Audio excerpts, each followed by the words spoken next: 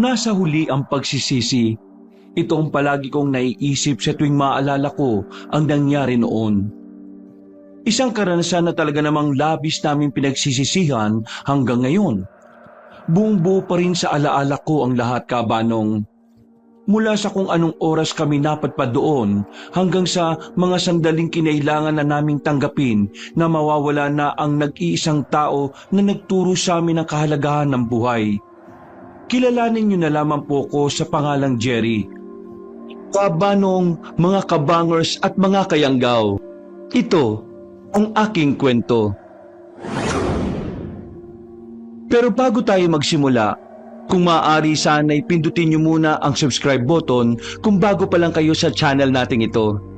Mag-subscribe na rin po kayo sa iba pa nating mga channel na ang Pamela Clamil at Kabanong version 2.0. Kung wala po sa nabanggit ko ang pangalan ng channel at hindi po ang picture ko ang nakalagay sa profile pic, hindi po natin channel yon. Huwag po nating suportahan. Huwag po tayong mag-subscribe o i-unsubscribe po natin kung nakasubscribe na po tayo. Nagnanakaw po yon ng ating mga videos. Naglalambing po ko sa inyo na ang suportahan lang natin ay yung mga channel na nabanggit. Mag-iwan na rin kayo ng comment at pindutin na rin ang like button. Napakalaking tulong po sa ating channel ang gagawin niyong pong ito. Isang malaking suporta po yun sa ating channel na labis ko pong ipagpapasalamat. At ngayon, sa ating pagpapatuloy. What's up, dude? Oh, bakit ganyan ang suot mo? Ang baduy mo. Brown and pink, matching colors. Yuck! What a corny combination. Manahimik ka nga. Itong sense of fashion ko, no? Ikumpara mo naman sa'yo. Ang laki ng short mo tapos ang ikli ng damit. Para kang naka-crop top ah. Anong klaseng style yan? Freestyle? Oh, stop the argument na. Baka mamaya mag-away na naman kayo eh. Nasaan na ba yung sasakyan mo, Nathan? Akala ko ba gagala tayo? Kanina pa tayo rito sa bar ah. Wala pa ba yun? May tama na kami oh. Papunta na yung driver ko. Ihahatid niya rito. Maghintay lang kayo. Di naman pwedeng paliparin yun eh. Ang sabihin mo, your car is damaged na naman. Nung nakaraan, di ba? May sira siya. Pinaayos ko na yun para lang sa kaalaman mo. Kaya ikaw, paayos mo na rin yung utak mo. Maayos naman ang utak ko ah. Sa sobrang ayos ng utak ko, naiisip ko na baduy ka. Pagdating ng sasakyan ko, huwag kang sasama ah. Sapakin ko yung mukha mo eh. Oh, relax. Ito naman oh, nakakabiroon lang naman tayo eh. Walang pikunan. Walang personalan, trabaho lang. Oo, trabaho mo talaga mambwisit ng tao. O pre, yan na ba yun? Napatingin kami, kabanong, sa sasakyan na dumating. Nawala ang ngiti namin nang mapagtanto kung anong sasakyan yun. Bagyang nadismaya. Alam kasi namin na sa aming magkakaibigan, si Nathan ang mayaman. Pero ang hindi namin maintindihan, sa dami ng pera ng tatay niya, bakit ganun ang sasakyan niya? Seriously? Owner? Akala ko pa naman, mga Mercedes-Benz. Ano to? May sinabi ba akong ganun ang sasakyan ko? Epal ka masyado eh. Ano, sasakay ba kayo? Kung hindi, mag-isa na lang ako mag-i-sleep over sa rest house namin. Bahala kayo sa buhay nyo. Kayo, ox na yan. Sasakyan pa rin naman yan eh. May 4 na gulong. Kita nyo naman umaandar. Ang mahalaga, makarating tayo sa rest house nila para naman makapag-relax-relax ng ilang araw doon. Wala naman akong sinabing hindi okay eh. Ito kasi si Nathan eh. Kung makapagyabang nung nakaraan, nakala ko pa naman eh may sports car. Ano? Nasama ba kayo? Hindi. Malayo-layo ang biyahe mula rito sa bayan ha. Kung ayaw nyo, mauna na ako. Ayaw kong umagahin kakahintay sa inyo, no? Noong mga sandaling yun ay pumayag na lang din kami. Ang mahalaga na lang sa akin, marating namin ang rest house nila. Katatapos lang kasi gawin ang bahay nilang yon. At sabi ni Nathan, gusto niya na kami ang unang gagamit noon dahil wala pa rin naman ang mga magulang niya dahil nasa ibang bansa. Mula sa bayan, kailangan namin bumiyahe ng mahigit 2 oras. Bukod sa malayo talaga, marami rin kasi kaming madadaanan ng mga lugar na malubak at talaga namang hindi pa maayos ang daan. Wow! Ayos din pala itong car mo ah. Kalmado lang ang takbo. Baka umagahin talaga tayo niyan ah. Puro ka reklamo. Kahit kailan, hindi ka naman nagkaroon ng sasakyan eh. Eh wala naman kasi ako mayamang magulang na nagbibigay ng owner na sasakyan. Tama ka na nga, Baloy. Baka mamaya pababain tayo ni Nathan sa ginagawa mo eh. Ang mahalaga, meron tayong nasakyan at makakapagbakasyon tayo dun sa rest house nila.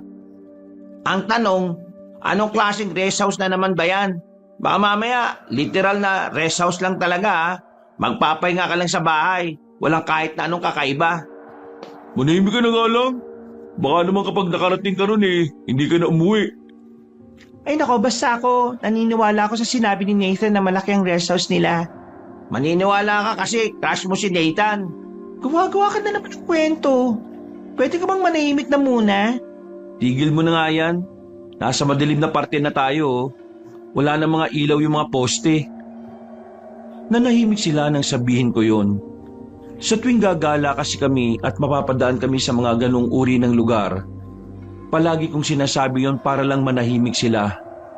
Alam ko kasing matatakotin silang dalawa, lalong-lalo na si Lyra. Si Nathan naman, sakto lang, tahimik lang na nagmamaneho at nakatuon lang ang atensyon sa daan. Naging seryoso na rin ang usapan. Ganoon kabilis nagbagong takbo ng kwentuhan dahil sa kinalalagyan naming lugar. Eh ikaw, Baloy, ano bang balak mo sa buhay mo?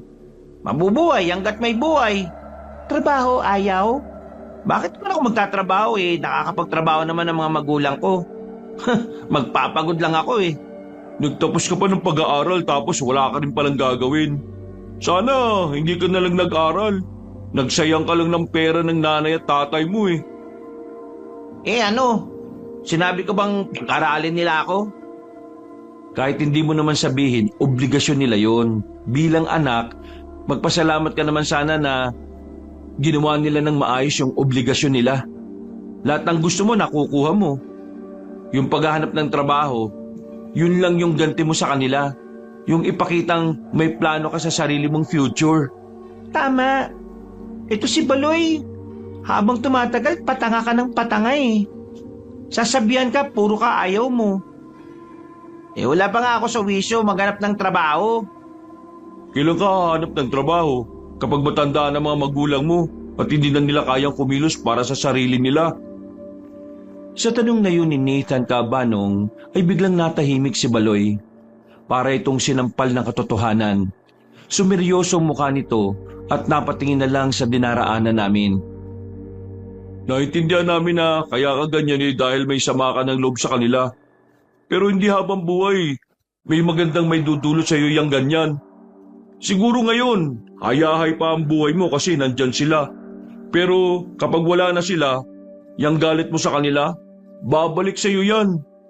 Yan din ang magpapahirap sa iyo. Kasi mawawala sila na meron kang galit na hindi mo lang naayos. Habang ikaw, dala-dala mo yan hanggang pagtanda mo. Mahirap pa namang mamuhay ng merong galit sa kalooban. Maging ako'y napahanga ni Nathan sa mga sinabi niya, Cabanong. Sa aming tatlo, siya talaga ang pinakamaraming nasasabi tungkol sa realidad ng buhay. Galing kasi sa hirap ang pamilya nila bago sila yumaman. Kaya hindi na ako nagtataka na marami siyang alam pagdating sa maraming aspeto ng buhay ng isang tao. Oh, ano? Natahimik ka no? Masakit talaga masampal ang realidad, Baloy. Si Nathan pa talaga ang kausap mo sa ganyan ha? Bakit pa kasi ayaw mo na lang magtino para matapos na yung problema mo? Huwag ganyan, Lyra. Hindi mo dapat pinipilit maging okay ang isang tao. Lalo na kung hindi naman natin alam kung ano yung bigat na pinagdaraanan niya noon. Hayaan natin sila maghil ng kusa. Darating din yan. Parang may sumamang anghel sa biyahe namin dahil biglang namayani ang katahimikan. Maya-maya lang, itinigil ni Nathan ang sasakyan sa gilid para umihi. Naiwan ako at si Lyra sa sasakyan. Si Nathan at Baloy ay lumayo na muna para makaihi. Jerry, ba't dito pa tayo tumigil? Tingnan mo, oh. Nakakatakot dito. Parang ganito yung daan na napapanood natin nung nakaraan sa sinihan, di ba? Yung nakakatakot. Ah, yung biglang may lalabas na kumakain ng tao? Yung pangit yung muka? Oo, parang ganitong-ganito nga yun ha. Bakit? Takot ka na? Sira, nananakot pa talaga. Wala ko anong naiisip mo ngayon. Kapre, duwende, multo o aswang. Hey, tumigil ka na nga. Parang timang. Pero alam mo ano yung pinaka pwedeng makita natin sa mga ganito? Aswang. Ano ba? Kasi nga 'di ba, ang mga kapre sa mga liblib sila. Hindi naman sila pumupunta sa kalsada para lang magpapansin. Yung multo naman, pwede rin naman pero mas trip na mga yun sa mga bahay. Ayaw kasi nilang nauulanan eh. Yung duwende, hindi rin pwede rito. Sa lit nila, baka masagasaan sila. Pero yung aswang, pwedeng-pwede kahit saan. Garap pala mga siraulong yun eh. Kumbaga, sa sobrang kapal ng mukha nila, kahit anong lugar, wala silang pinipili. Magpapakita talaga sila. Kapag ako naihirito sa sobrang takot, wag mo akong sisisihin ha. Joke lang naman, to talaga oh. Hindi nakakatuwa ang joke mo, Jerry. Eh di sorry. Oh, ano pinag-uusapan nyo? Wala, inukwentuhan ko lang naman siya ng mga nakakatakot na galit.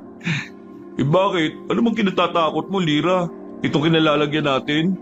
Sinabi ko kasi sa kanya na sa mga ganitong lugar nagpapakita ang mga aswang. Matagal nang walang aswang, no? Moderno na ngayon. Kaya napaka-imposibleng may aswang dito. Di mo kailangan matakot. Ay naku, bala na nga kayo. Oh, saan ka pupunta? Bumaba siya ng sasakyan kabanong. Maglalakad na lang siya paalis nang bigla siyang may naalala. Napatigil siya. Napadabog pabalik ng sasakyan. Napagtanto niyang mas matatakot siya kung maglalakad siyang mag-isa. Tawa na lang kami ng tawa ng mga sandaling yun kabanong. Maya-maya pa, nakabalik na rin si Baloy. Pinagpatuloy na rin namin ang biyahe, pero wala pang isang minuto, tumigil na naman kami sa gilid. Ang akala ko, nasiraan na kami. Oh, nangyari? Bakit ka tumigil? Naiihi ka na naman ba? Nasiraan na yata tayo. Hindi. Eh ano? Kulang na yata yung gasolina. Ha? Anong kulang? Hindi mo ba chinek kanina? Hindi. Kaya pala kanina pa ako nakakaamoy na parang may nasusunog. Tuyo na pala. Ay sus, pambira ka naman pare oh. Sa ganitong lugar pa talaga eh, wala namang gasolinahan dito. Eh kasalanan nyo rin naman kasi. Kung hindi nyo sana nilait-lait tong owner ko, hindi sana hindi ako nawala sa focus. Nakakalimutan ko tuloy. Sinaulo din kasi yung nagatid sa'yo ng sasakyan na to eh. Di mo lang pinalagyan ng gas. O anong gagawin natin ngayon? Maghanap na lang muna tayo ng pwedeng tumulong sa atin. Baka may mahingan tayo ng gasolina. Seryoso ka ba? Mahinga ng gasolina? Bakit? May sarili ba silang gasoline station? Eh kung wala kang maiisip na paraan, eh huwag ka na nga lang magsalita. Wala ka nang naitutulong eh. Sus, puro kayabangan kasi nung nakaraan eh, wala naman pala. Eh di sana hindi ka na rin sumama ngayon. Tanga ka rin eh no. Sinong tanga? Sino kaya pinandar ng malayo yung sasakyan ng hindi man lang nagpa-full tank? Kayo na nga lang magkamuka, nag-aaway pa kayo. Ang mabuti pa, puntahan na lang natin yung mga may ilaw na yun, no? Para mga may nakatira dun eh. Napatingin kami sa ibaba ng kinalalagyan namin. Natanaw namin ang mga ilaw na halos magkakadikit lang din. Kaya ang unang pumasok sa isipan namin, baka naroon ang mga taong makakatulong sa amin. Nakakaramdaman kami ng pagkailang, wala kaming choice. Kailangan naming maghanap ng makakatulong dahil kung hindi, aabutin kami ng siyam-siyam. Buti sana kung madalas na may dumaraan sa kalsadang yun. Sigurado ko bang ayos lang na iwan natin yung sasakyan mo ron? Eh wala naman tayong choice pre. Di naman natin mabibit-bit yun. Kung sa bagay, may punto ka naman. Malayo yata yung lalakarin natin eh. Nako, naka-heels pa naman ako. Eh alam mo naman kasi maglalakad tayo, nagganyan ka pa. Ano bang mangyayari to? Alam ko, Pwede ba wag na nga kayo maingay? Baka mamaya marinig pa kayo ng mga aswang dyan eh. Aswang pinagsasasabi mo. Tinatakot ko lang to si Lira. Nakakatawa ka, no? Nakakatawa. Oh, dahan-dahan na. Pababa na tayo. Baka mamaya madulas pa kayo. May supply ng kuryente sa lugar na yon. Kaya pagdasal natin na merong gasolina dyan. Butik. Pa yun. Napatigil kami nang merong matapakan si Baloy na kung ano. Medyo madilim kaya hindi agad namin nakita. Kaya ang ginawa ko, tinutukan ko ng ilaw.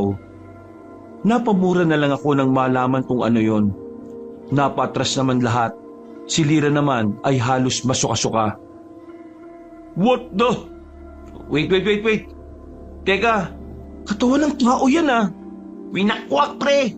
Wakwakan dyan. Malis na tayo rito. Mamaya tayo pang mapagbintangan dyan. Isang lalaking gutay-gutay ang katawan ang nakita namin kabanong. Parang sariwa pang pagkakapatay sa kanya dahil hindi pa nangangamoy. Nakita rin namin na hindi pa natutuyo ang mga dugo na naroon. Dali-dali kaming umalis. Halos tumakbo na kami dahil sa sobrang kaba. Nang makalayo na kami, ay saka lang kami nagkaroon ng oras para makapagpahinga. Hingal na hingal, malakas ang tibok ng puso. Sino kaya ang gumawa nun? Kawawa naman. Alang ang kaluluwa ng pumatay sa kanya. Pambirang buhay to, oh. Ang mabuti pa. Bilisan na lang natin pumunta sa lugar na yun. Baka makapagsumbong tayo ron at baka kilala nila yung lalaki nakita nila. Teka, sandali lang. Kung sasabihin natin sa kanila, baka nga tayo ang isipin nilang pumatay sa lalaki. Mukha ba tayong mamamatay tao? Hindi nga tayo mukhang kriminal, pero hindi rin naman natin makukontrol ang isipan nila eh. Hindi natin sila kilala. Kaya baka mamaya, sa atin din nila yun ibintang. Tama si Jerry. Hindi tayo pwede magsabi ng kung sino lang. Delikado yan. Lalo na sa akin. Anak ako ng konsehal. Masisira ang pangalan ng tatay ko kapag may nakaalam na naasangkot tayo sa ganito. Hindi naman tayo sangkot eh. Paano sangkot? Di mo ba naiintindihan? Kahit na hindi tayong pumatay sa lalaking yon, pwede pa rin tayo mapagbintangan o masabing sangkot. Kasi tayo nakakita. Kahit na sabihin mapatunayan na wala tayong ginawang masama, etong tatay ni Lira pwedeng madungisan ng pangalan. Kasi una sa lahat, ano ginagawa ni Lira sa ganitong lugar kasama ang 3 lalaki? Di ba? Naiintindihan mo na? Hindi na nakapagsalita pa si Nathan. Maging kami sandali na munang nanahimik. Nang medyo mahimasmasan, naglakad na kami ulit pababa. Noong mga oras na yon, aminado kong medyo kinakabahan na rin ako.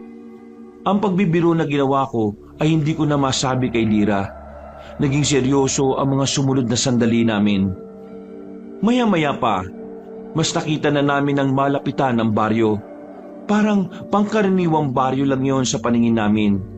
Kagaya lang din ng madalas naming nadaraanan. Hindi na kami nagdalawang isip. Pumasok na kami sa baryo. May mga sumalubong sa amin at nagtanong kung ano ang aming kailangan. Mga iha. Ano kailangan nyo? May tutulong ba kami? Magandang gabi po. Magtatanong lang po, meron po ba kayo ritong gasolina? Nako, sa uri ng lugar namin, mukha ba kaming nagtitinda ng gasolina? Pasensya na po, nagbabakasakali lang naman po kami. Nawalan kasi ng gasolina yung sinasakyan namin eh. Kailangan lang talaga namin ng tulong.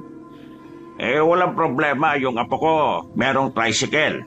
Kung kailangan nyo talaga ng tulong, magpapasuyo ko sa kanya na kumuha sa bayan. Yun nga lang malayo. Kamamayang 12:00 pa siya makabalik. Halos 2 oras din ang biyahe niya eh. Alam niyo naman sa daan, puro malubak. Ano, palag ba? Magkano po? Magkano? Kahit bahala. Basta wag naman sobrang baba Teka, may tutulugan na ba kayo? Ang ibig ko sabihin yung mapagpapahingahan lang. Kasi baka antukin kayo kakahintay. Pwede naman doon na muna kayo sa bahay ko. Hindi po ba nakakahiya? Hindi nyo naman kami kilala eh. Naman ako mahihiya magbabayad naman kayo.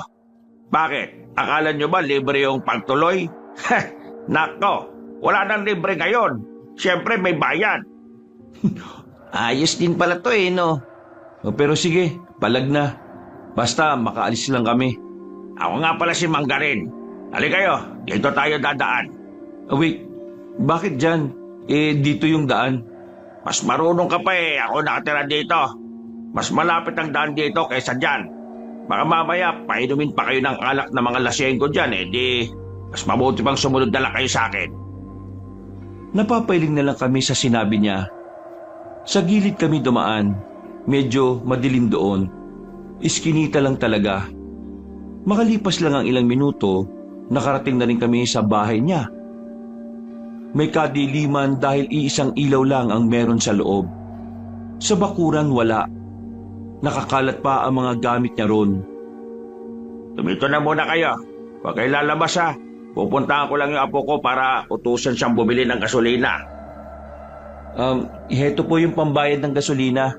Pagkabalik niya, saka na lang kami magbabayad sa inyo ng pera. Wala namang problema sa akin. Basta ba, sigurado eh. Mukha ba kaming tatakbo? Oo, lalo na ikaw. Hindi, biro lang. O sige na, puntahan ko na siya. Lakas din ng tama nun eh, no? Magtitiwala ba talaga tayo sa kanya? Wala naman tayong choice. Kailangan nating subukan. Kung sakali mang may gawin sa ating masama yung matanda, akong bahala. Bibigwasan ko kagad yun. Kanina pa ako naiirita eh. Feeling close kasi ang putik. Nanahimik lang kami sa loob ng bahay ni Manggarin. Umaasa sa pagbabalik niya ay may maganda na siyang balitang daladala. Pero nakakakalahating oras na hindi pa rin niya kami binabalikan. Tagal naman ng matandang yun. Niloloko lang yata tayo nun eh. Oo, kalma mo nga yung itlog mo. Maghintay ka dyan. Tis-tis lang. Baka mamaya pagbalik nun, may daladala ng gasolina. Inaantok na ako. Pwede bang matulog muna? O sige, matulog ka dyan sa papag. Dito na lang kami sa katre. Baka naman iwan niyo ako ah. Sira ulo, bakit ka naman namin iiwan? Malay ko ba? Pare-pareho lang naman ng mga lalaki, di ba? Mangiiwan. Agoy! Dami mong drama. Matulog ka na nga lang. Humiga na si Lira sa papag ni Manggarin. Habang kaming tatlo, nag-uusap lang kami ng kung ano-ano. Nalilibang na kami noon.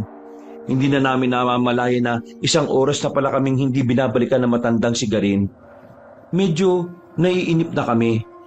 Iniisip namin, baka itinakbo na niya ang perang binigay ko.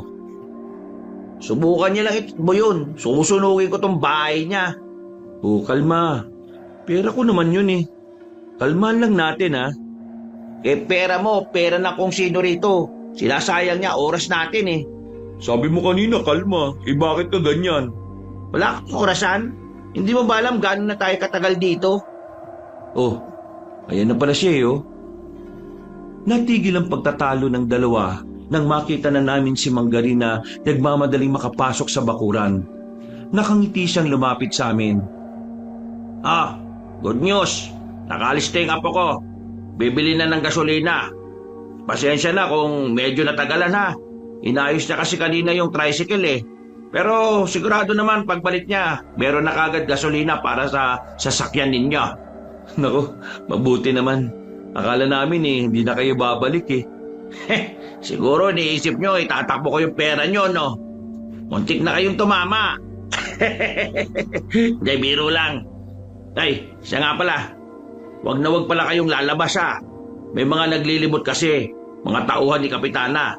Bawal kasi rito sa lugar namin ng mga dayo na hindi nagpapaalam sa Kapitana namin. Baka paalisin kayo bigla eh. At saka malilintikan ako. Alam niyo naman palang bawal, bakit nyo kami pinapunta rito?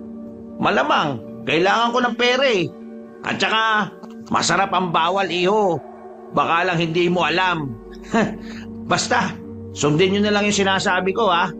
Sige ho. Ay teka, saan ho punta nyo? Kararating nyo lang ha. Ay, dyan lang. Abala kasi akong tao eh. Kung inaanto kayo, pwede naman kayong magpahinga dyan. Gigisingin ko na lang kayo kapag nandyan na yung apo ko. Kailangan nyo magpahinga kasi baka madaling araw na yung biyahe ninyo. Naglakad na naman pali sa matandang lalaki at wala na kaming nagawa kundi ang hayaan na lang siya. napapakamot na lang kami sa ulo. Pumasok na lang kami sa bahay. Nakakaramdam na rin kami ng antok noon. Pero pinipilit naming hindi makatulog. Ang kaso nga lang, wala na kaming mapag-usapan noon. Kaya nakatulala na lang kami sa kung saan.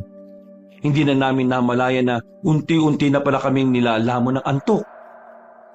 Nagising na lang ako. Nakakarinig na ako ng usapan sa labas. Kahit na hindi naman ganun kalakas ang boses nila, malinaw sa pandinig ko kung ano ang pinag-uusapan nila. Talagang ililihim mo sa akin ang tungkol sa kanila? Kailan ka pa naglakas ng loob na gawin to, Garin? Kapitana, hindi ko naman ililihim talaga sa iyo Nagkataon lang na gabi na at naisip ko na bukas na lang sabihin sa iyo. Kako, baka nagpapahinga na kayo sa mga ganitong oras. Huwag mo akong linlangin, Garin. Kilala kita. Minsan mo nang tinangka na solohin ng mga biyaya. Kapitana naman, ang tagal na doon. Nagbago na ako. Hindi na ako kagaya ng dati. Ang sabihin mo, balak mo silang suluhin para may pagkain ka ng 1 buwan. Ang dami nila, oh. Hindi mo man lang ba naisip na bahagi na ng mga kalugar natin?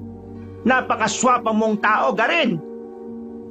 Nung una ka ba nung inakala kong ang usapan nila ay tungkol lang sa pera.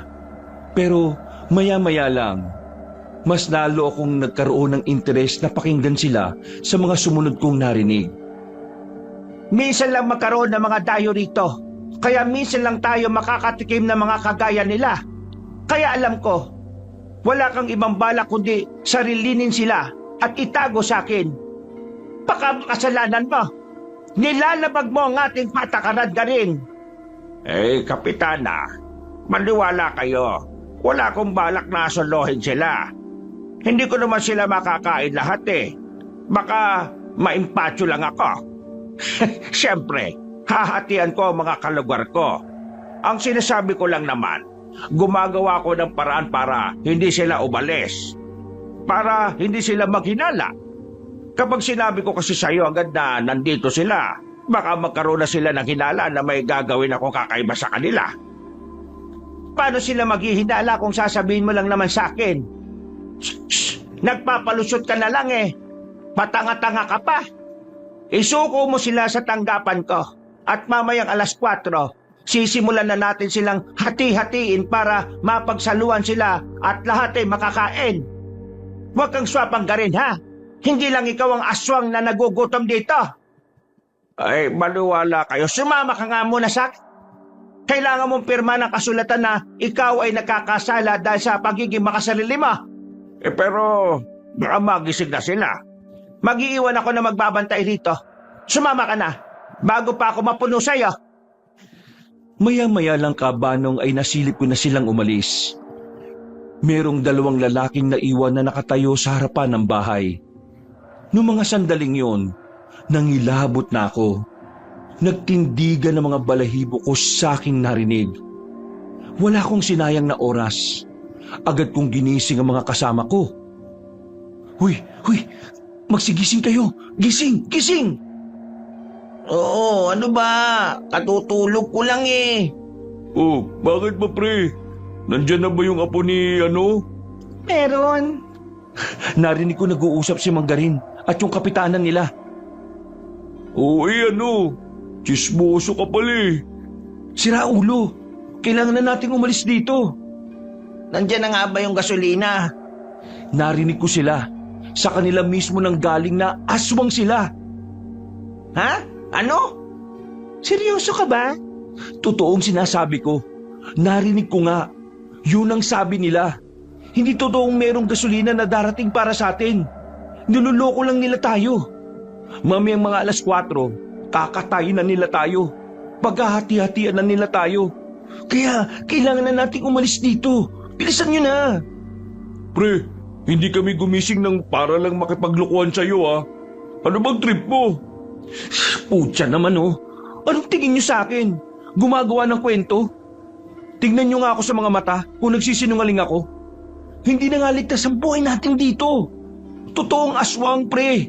Ang mga nandito, aswang. Si Mang Garin at yung kapitana. Pati yung mga nakatira dito. Pre naman Lintik naman oh. Kung ayaw niyo maniwala, magsa akong aalis. Bahala kayo sa buhay niyo. Teka sandali, sasama na ako. Ako rin. Kahit hindi ko alam kung trip lang ba to. Ako na rin. Bahala na. Naku, sasama rin pala kayo. Binabad trip niyo pa ako. O sige, tara na. Hindi tayo pwedeng dumaan dyan sa harapan. May 2 lalaki nagbabantay. Tingnan niyo sa labas. Yang 2 yan, aswang din ng mga yan, panigurado. Meron ako nakitang pinto sa likod Pwede siguro tayong dumaan doon. Nagmamadali pero maingat ang bawat takbang namin nang dumaan kami roon, Kabanong. Walang kamalay-malay ang 2 lalaking nagbabantay na wala na kami sa loob ng bahay. Mabilis ang lakad naming ginawa. Pero hindi pa man kami nakakalayo sa bahay ni Manggarin, narinig na namin ang malakas na angil ng mga aswang. Palagay ko noon, nalaman na nilang wala na kami. Nakatakas na kami. Sa puntong yun, nakita ko sa mga kasama ko na parang naniniwala na rin sila sa mga sinabi ko. Kaya naman sinimulan na rin namin ang pagtakbo. Mabilis, karipas, parang mauubusan na kami ng lupa. Pero maya-maya lang, nakaramdam ng pagod si Lira. Kaya kailangan na muna naming tumigil para makapagpahinga. Teka lang naman, ang sakit na ng tagiliran ko. Pahinga na lang muna tayo, pwede? Bilisan niyong magpahinga. Baka maabutan na nila tayo. Sira ulo ka ba? Paano kung bibilisan ang pagpapahinga? Pwede ba yun? Naku naman Dapat kasi naging lalaki ka na lang para hindi ka namin hinihintay palagi. Di ba una ka ng buwisit ka? Ngayon pa talaga nag-away tong 2 to oh. Oh, kumalma na muna kayo. Huwag kayong mag-ingay. Baka mamaya marinig na tayo ng mga aswang Nanahimik naman sila, Kabanong. Pero sa pagpapahinga namin, nagkaroon ng pagkakataon ng mga aswang na makaabot sa amin. Naramdaman na lang namin na nasa paligid na sila. Tinakpan ko na ang bibig ni Lira para hindi sila makapag-ingay. Si Nathan at Baloy naman, napasiksik na lang din sa puno na pinagtataguan namin. Hanapin niyo yung 4 na yan. Hindi pa nakakalayo yan. Bilisan niyo. Pare-pareho tayo mayayari kay kapitanan nito Lalo na kayong 2 dyan. Mga inutil. Pinagbabantay kayo lang maayos, tatakasan pa kayo. Migwas ako kayo dyan Hinintay na muna naming tumahimik ang paligid. Nang silipin ko sila, ay nakalagpas na sila sa amin. Naghintay na muna kami ng halos 5 minuto bago kami lumabas sa aming pinagtataguan.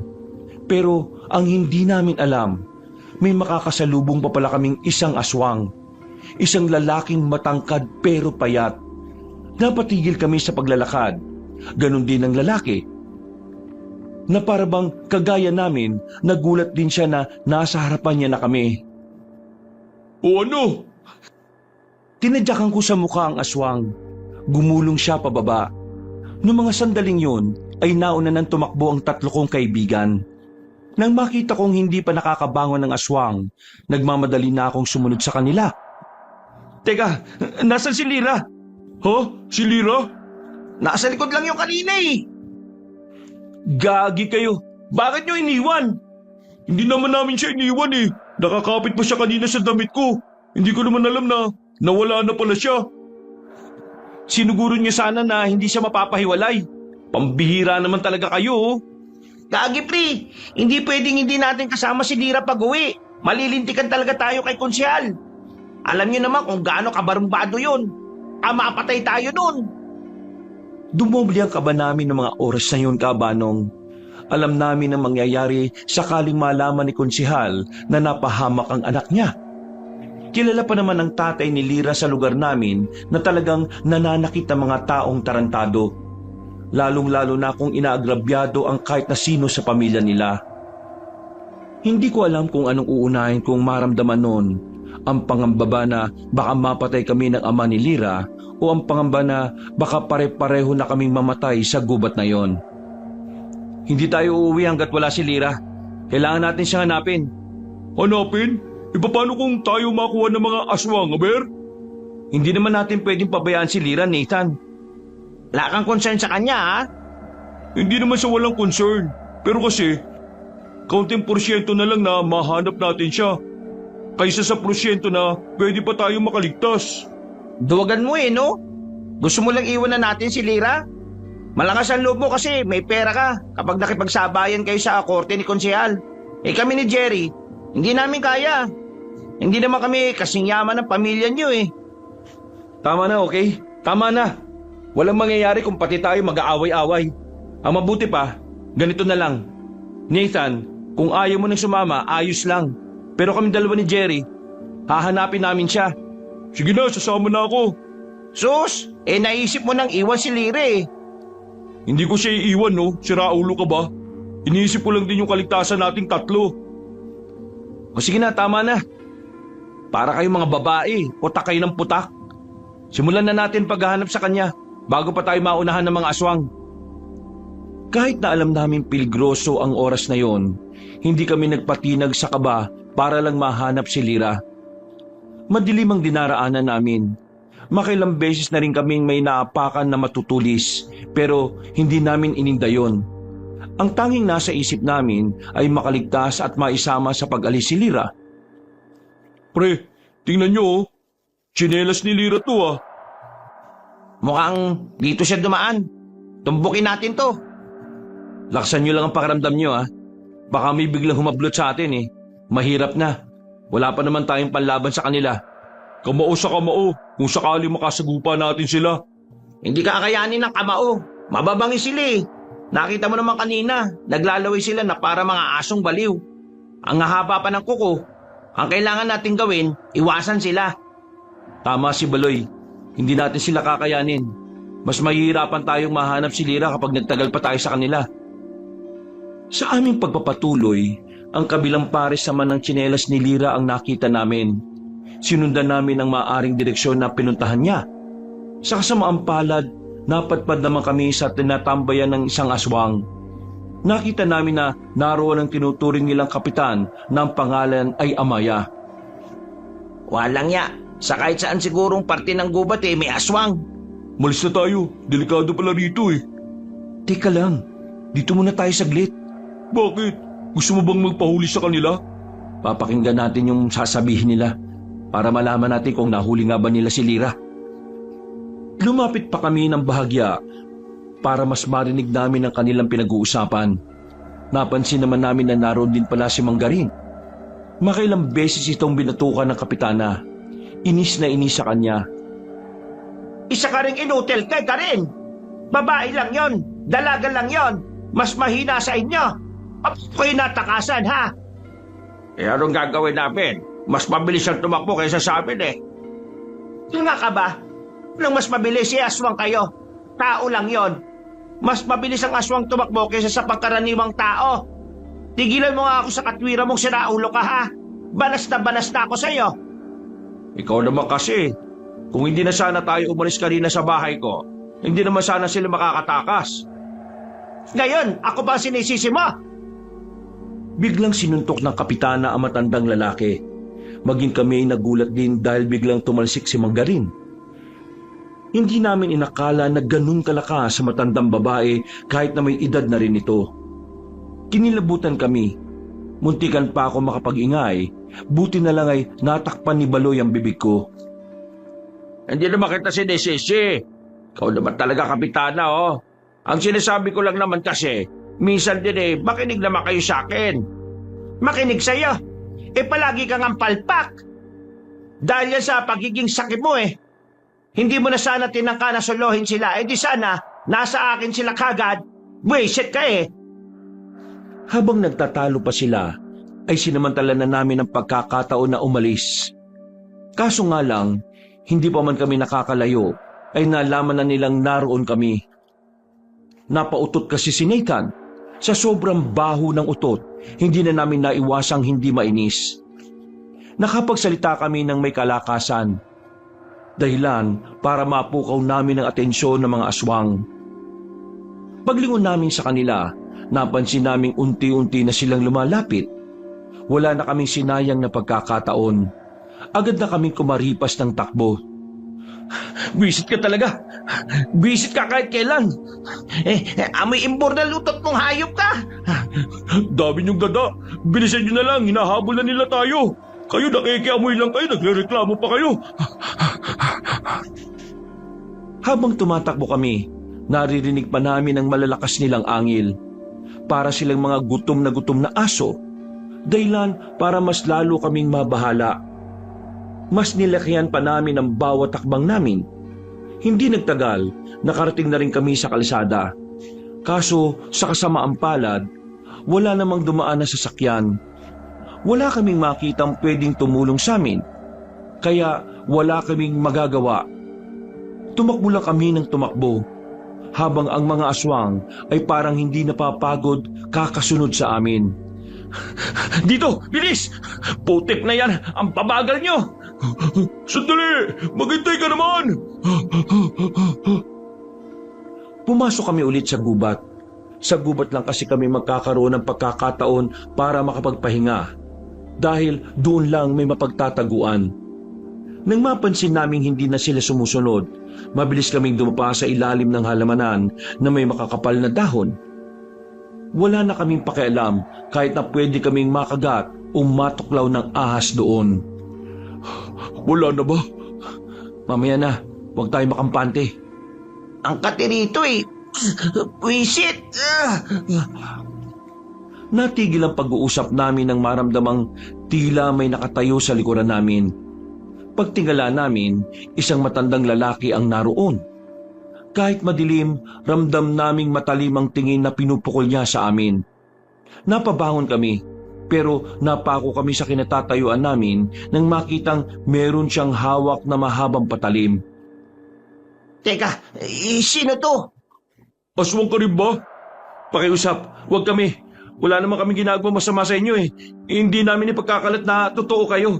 Huwag niyo lang kami sasaktan. Anong ginagawa nyo rito sa gubat? Wala, tinatakasan lang namin yung mga kasama mo. Hinahabol kasi nila kami. Hindi ko sila kasama. Ibig sabihin hindi ka aswang? Hindi ako aswang. Pero hindi ibig sabihin nun, hindi ko kayo mapapatay. Wag! Wala naman kami ginagawa masama eh. Gusto lang naman naming makaligtas. Promise, hindi kami masasamang tao. Takot na takot kayo. Para kayong mga batang uhugi na walang magawa. Sino ka ba? Bakit ka may hawak na ganyan? Huwag kayong mag-alala. Hindi rin naman ako masamang tao eh. Ang mabuti pa sumunod kayo sa akin. Nagkatinginan kaming tatlo. Wala kaming tiwala sa matandang yon. Parang mula nang mangyari ang lahat ng yon, nahirapan na rin kaming magtiwala sa mga hindi naman namin kilala. Oh, ano pang tinitingin-tingin nyo? Ayaw nyo bang makaligtas? Paano kami makakasigurado na hindi ka nga aswang? Merong dinukot ang matandang lalaki sa bulsa niya. Dalawa yon. Ang isa'y hinagis niya sa akin at agad ko rin namang sinalo. Isa pala yung bawang. Kinain niya ang kanya at ninuya niya pa sa mismong harapan namin. Hindi ako aswang. Sa katunayan, ako ang bangungot nila. Kaya kung gusto ninyong makaligtas, sumama kayo sa akin. Dadalhin ko kayo sa lugar na kung saan hindi nila kayang itapak ang paa nila. Kahit na nagdududa pa rin kami, sumama na lang kami sa matanda. Sa isip-isip ko noon, 3 naman kami. Kaya kapag may ginawang masama ang matandang yon, pagtutulungan na lang namin siya. Tahimik lang kami na nag-oobserba sa bawat galaw ng nasa harapan namin. Palingon-lingon siya sa tabi-tabi. Hindi namin inalis ang tingin namin sa kanya. Makalipas lang ang halos 1 oras na paglalakad, nakarating na rin kami sa isang kuweba. Malaki ang bunganga ng kuwebang yon. Nahalatang tinatambayan yon ng tao dahil may liwanag sa loob. Sandali lang. Sigurado ka bang dito ka nakatira? Wala naman ako sinabi na dito ako nakatira. Ang lugar nito ay kuta ng mga kagaya kong albularyo. Albularyo? Alam kong nagdududa kayo sa akin. Pero huwag kayong mag-alala. Naiintindihan ko rin naman kung bakit. Pero kung gusto niya lang naman talagang makaligtas, sumama kayo sa akin sa loob. May trauma na kami sa matatanda eh. Lalong-lalo na sa matandang lalaki. Sa oras na linlangin mo kami, hindi kami magdadalawang isip na Bugbugin ako. Wala namang problema eh. Pero tingin ko, kahit 3 kayo, hindi naman kayo uubra sa akin. Partida, may edad pa ako. Ngumiti siya sa amin ng nakakaloko. Nakatinginan na lang kaming 3. Nauna na ulit naglakad ang matandang lalaki. Sumunod na kami sa kanya. Medyo namamangha kami. Maayos ang loob ng kuweba at may ilang gamit na rin doon. May parang mga binungkal at ginawang kwarto, pero walang pinto. Nasaan ang ibang tao dito? Wala. Naglilibot sila sa ganitong oras. Para maghanap ng aswang? Oo. Patunayan mo nga sa amin na pumapatay ka talaga ng aswang. Hindi pa ba sapat ng patunay? Baka mamaya makulitan na sa ating itong matanda palayasin tayo rito. Aba, dapat lang naman na patunayan niya sarili niya. Wala namang masama, di ba? Lalo na't nakatakas lang din naman tayo sa kamay ng mga nilalang na yon. Kung katibayan ang hanap ninyo, hindi sumunod kayo sa akin. Meron ako ipapakita sa inyo.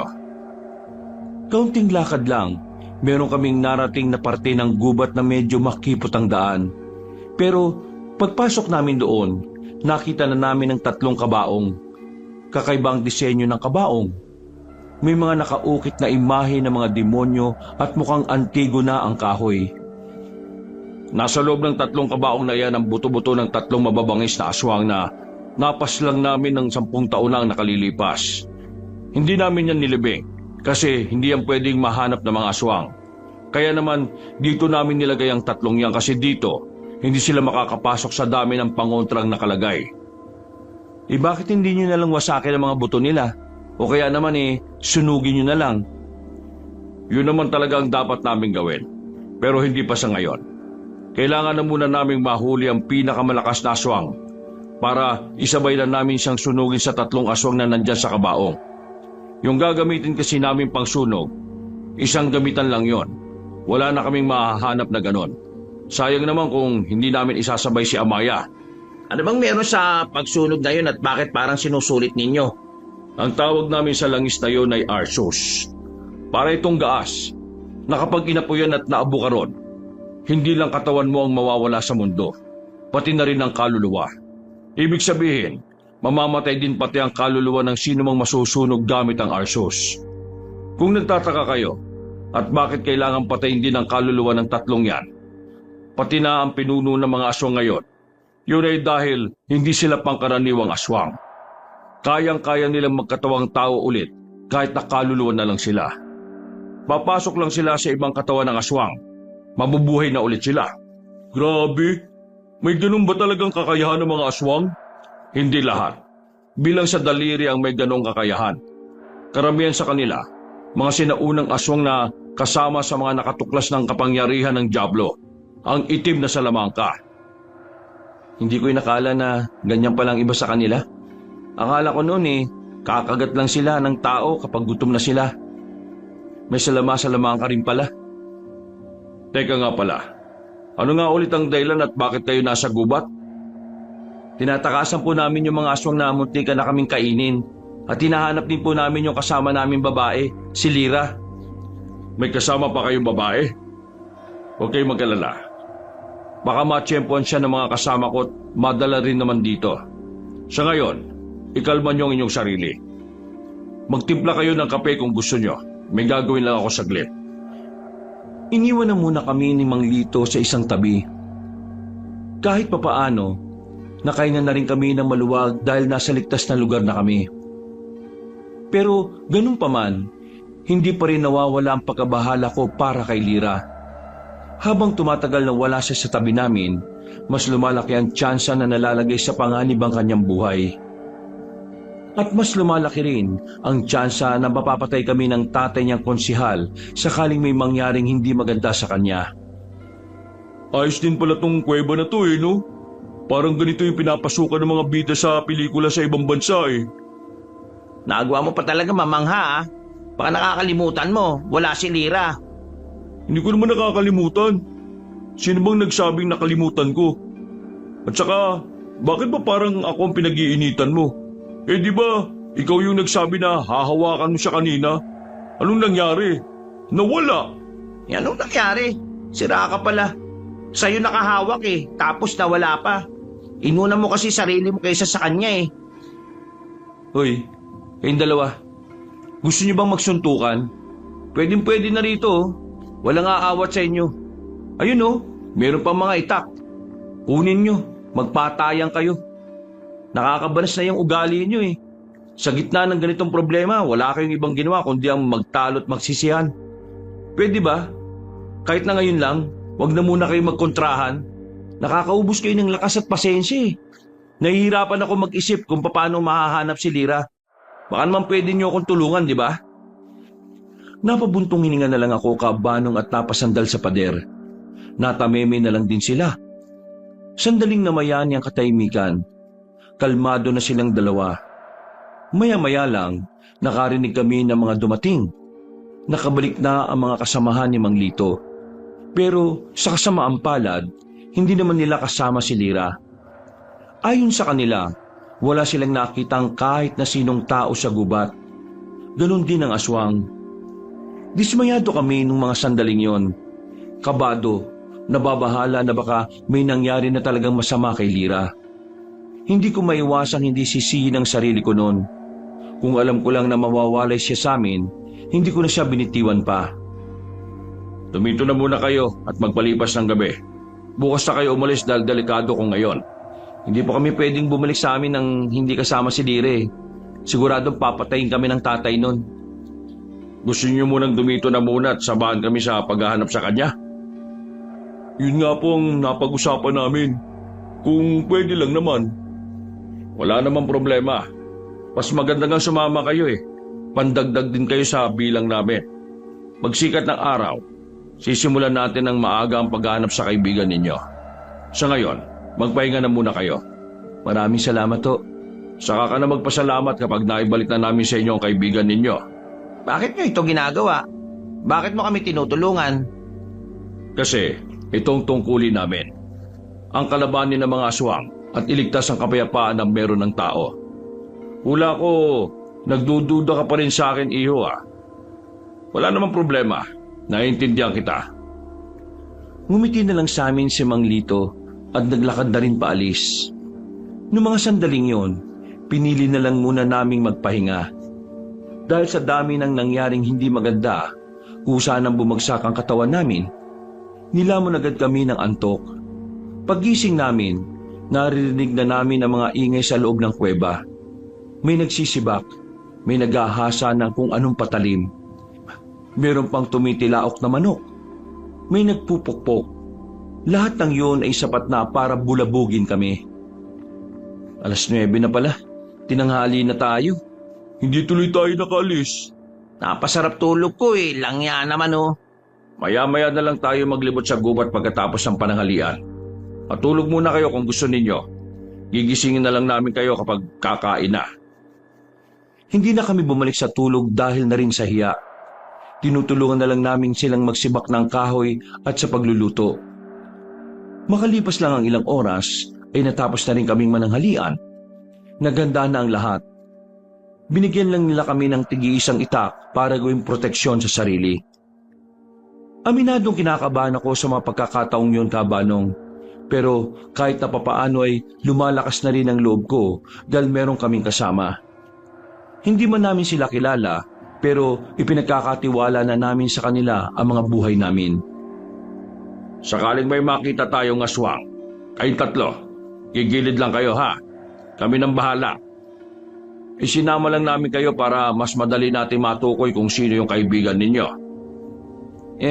Teka, may aswang din kahit tirikang araw? Oo naman. Hindi naman napapaso ang mga aswang sa liwanag eh. Hindi totoo yung mga napapanood nyo sa pelikula. Sa loob ng halos 1 oras na naming paglalakad, napatigil kami sa harapan ng malaking puno. Meron kaming nakitang bakas ng dugo, na ayon kay Mang Lito, ang dugo na yon ay mula talaga sa isang tao. Napabuntong hininga na lamang siya, pero bumakas sa kanyang muka ang pagkabahala. Bakit? Ano problema? Gumagawa na ng hakbang si Amaya, ang pinuno ng mga aswang. Kutob ko pinagpapapatay nila mga nadaraanan nilang mga ngaso rito. May pagkain na sila. Kung may pagkain na sila, ibig sabihin, hindi na nila kami hahabulin? Mali ang pagkakaunawa mo sa ugali ng aswang. Matatakaw ang mga yan. Kapag meron silang gusto, kahit meron na sila, hindi sila titigil na makuha yon. Kaya hindi pa rin kayo ligtas. Tara, sumunod kayo. Baka may makita pa tayo mga bakas. Nilibot pa namin ang kagubatan. Inabot na nga kami ng alas 5 ng hapon, pero hindi pa namin nasisilayan si Lira. Habang tumatagal, parang unti-unti na ring nawawala ng pag-asa si Nathan at Baloy. Pero ako, nararamdaman kong buhay pa rin si Lira kaya hindi ako sumusuko. Kanina pa tayo naghahanap. Ilang oras na, wala pa rin. Baka naman, kailangan na talaga nating tanggapin na. Wala na siya? Hindi. Hanggat walang nakikita ang katawan, hindi tayo dapat maniwalang wala na siya. Katawan lang niya ang makakapagpatunay kung dapat na ba tayong bumitaw. Hindi ako susuko. Hahanapin ko pa rin siya. Pre, nakakaya na sa mga kasama natin. Pati sila napapagod na oh. Baka nga pre, nakakuha na ng mga aswang si Dire. Baka wala na talaga siya. Kung ayaw nyo nang maghanap, maiintindihan ko. Mauna na kayo sa sasakyan. O baka balikan nyo yung sasakyan na ginamit natin. Mauna na kayo umuwi. May iwan ako. Hindi ako papayag na wala si Lira. Pre, umamin ka nga. Ginagawa mo lang ba yan kasi takot kang mapatay ni Konsehal? O baka may iba pang dahilan? Kung ano man ang dahilan ko, ang mahalaga, hindi ko siya susukuan. Ano? Kayong dalawa? Uuwi na ba? Kasi kung uuwi na kayo, ipapahatid ko na kayo. Tapos itong kasama nyo, isasama pa rin namin. Nagkatinginan silang dalawa. Napapailing na lang sila. Sa huli, sinamahan pa rin nila ako. Sa muli namin pagpapatuloy, tuluyan ang sumapit ang gabi. Malalaking lampara ang ginamit nila Mang Lito para magsilbing ilaw namin. Nang may marating kaming sapa, tumigil kami roon para magpahinga. Hindi ko na alam kung gaano nakalayo ang nilakbay namin. Basta ang alam ko lang, sumasakit na rin ang binti ko sa kakalakad. Hanggang sa... Sandali, Bakit to? wala muna maingay. Nanahimik kaming lahat, nakikiramdam, nag-oobserba sa paligid. Maya-maya lang, sinenyasan na ni Mang Lito mga kasama niya. May ibang nagpunta sa kaliwa, may iba namang nagpunta sa gilid. Para silang mga sundalo na may lulusubin dahil sa formation nila. Kayong tatlo, sa likod lang. Meron ng aswang. Kailangan natin mag-ingat. Sinunod namin ang sinabi ni Mang Lito na natili lang kami sa kanilang likuran. Maya-maya pa, nagpakawala na sila ng mga palaso. Narinig naming dumaing ang mga aswang. Dito na nagsimulang magkagulo. Tago, bilis! Tago! Mabilis kaming umupo sa likuran ng mga halamanan. Pinapanood lang namin ang mga albularyo na abalang-abala sa pakikipaglaban. Si Mang Lito naman, hindi na namin nakita. Ang bilis niyang nawala. Noong mga sandaling yon, akala namin walang makakakita sa amin. Pero pagtingin namin sa likuran, isang aswang ang nakatingin sa aming kinalalagyan. Naglalaway, parang natatakam. Tanga mo kasi Nathan eh. Di mo pinatay ang hawak mong lampara. Abay, mali ko ba? Maganda na kayo. Anong maganda? Oh, Biglang tumakbo si Nathan. Sumunod naman si Baloy. Kaya wala na akong nagawa kundi sumunod na lang din sa kanila. Napalayo na kami sa mga albularyo. Hindi rin naman kasi kami pwedeng manatili roon dahil nagkakagulo sila. Habang tumatakbo kami, naririnig namin ang mabibigat na yabag ng paa ng aswang. Hinahabol niya kami. Para siyang asong hindi napakain ng ilang araw. nasa likuran na natin siya. Bilisan nyo! Buwisit ka. Ikaw ang nasa harapan. Ikaw ang bumilis. Hindi nagtagal, nagawa na rin akong dakmain ng aswang. Nang dahil doon, nasubsob ako at naiwanan. Pagtingin ko sa aswang, lalapit na siya sa akin. Akmang iibabaw na siya pero dinampot ko ang itak. Hinigupit ko siya, dahilan para hindi siya kagad lumapit. Sinamantala ko naman ang pagkakataong yon para makatayo. Aswang ka? Wala akong pakialam. Ano ha? Ano? Palag! Pinipilit ko na lang natapangan nung mga sandaling yon, Kabanong. Kahit nasa loob-loob ko, ay sobrang kinikilabutan ako. Ang noy sa pelikula ko lang napapanood, nararanasan ko na mismo ng mga sandaling yon. Angil lang siya ng angil. Nang tangkain niya makalapit ulit, winasiwas ko na ng pabarabara ang itak. Tinamaan ko siya sa braso. Dahil sa ginawa ko, ay mas lalo siyang nagalit. Lintik na aswang to. Parang hindi man lang nasaktan ah. Pre! Palaga natin! Isa lang naman yan eh. Mga siraulo, bakit kayo bumalik? Malamang, mag-isa ka lang. Hindi mo kaya yan. Kahit 3 tayo, hindi rin natin kaya yan. Tara, takbo na! Kumuha ko ng lupa sa baba at saka binato sa pagmumukha ng aswang. Nang mapuwing siya, ay dali-dali na kaming tumakbo. Buong akala namin ay makakaalis na kami ng mga sandaling yon. Pero hindi pa pala. Biglang merong humarang sa daraanan namin. Isa pang aswang. Di hamak na mas malaki ang aswang na yon. Nakita rin namin na parang natakot sa aswang na yon ang unang humahabol sa amin. Walang yung buhay to oh. Nawala yung isa, mas malaki pumalit. Tambay yata ka ng gym to eh. Ang laki ng katawan eh. Hindi na natin kayang takbuhan to. Tara, palagan na natin. Nakita mo ba gaano kalaki katawan yan? Baka mabigwasan lang tayo niyan eh. Wala na tayo magagawa. Palag-palag na. Sige, ako muna. Naglakad ako ng ilang hakbang para harapin ang aswang. Napapalunok na lang ako dahil sa kaba. Sumisigaw ako ng malakas. Kasunod nito ay ang pag-atake ko sa kanya. Pero walang kahirap-hirap niyang hinawakan ang kamay ko. Maigpit. At dahil doon, nabitiwan ko ang hawak kong itak. Aray!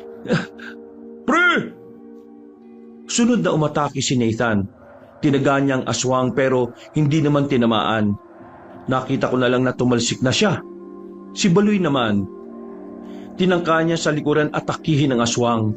Pero sa kasamaang palad, masyado siyang mabagal para makalapit. Nahawakan siya sa kwelyo at inihagi sa gilid.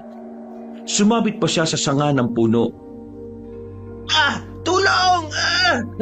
Pambihira! Katapusan na yata natin! Aray ko! Sakit ng likod ko! Marahang lumapit sa akin ang malaking aswang. Nakasarado ang kamao niya. Kinakabahan ako dahil sa oras na dumampi sa mukha ko yon, baka mabasag ng literal ang mukha ko.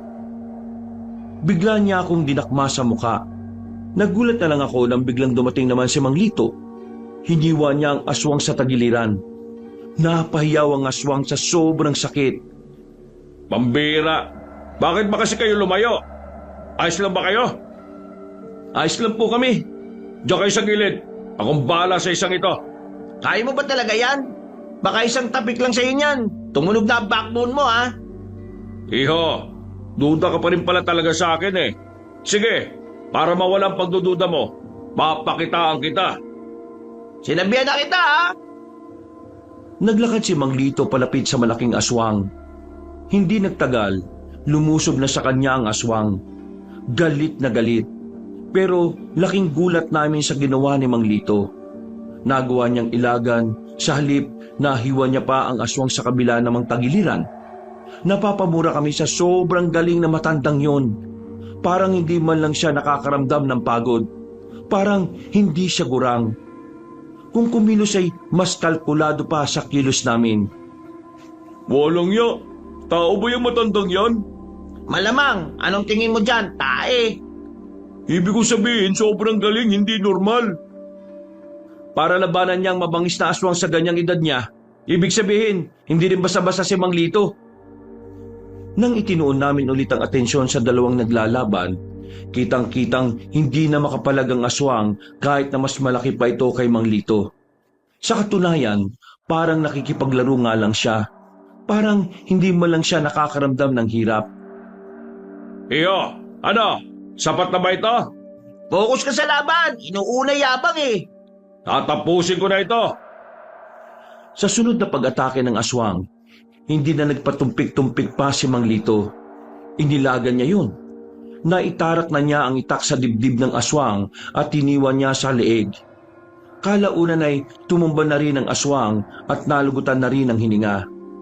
Iika-ika naman kaming lumapit sa kanya nang masigurong patay na nga ang nilalang na yun. Ayos ba? Ha? Ang galing niyo, Mang Lito. Paano niyo nagawa yun? Kami nga, 3 na, hindi pa namin kinaya eh. Karanasan. Yun ang sagot sa tanong mo. Pero yung ibang aswang buhay pa ba? Kaya na ng mga kasama ko yon. Huwag kayong mag-alala. Nakuha mo na respeto ko, tanda. Ang galing mo eh. Hindi ka na ba nagdududa? Oo, hindi na.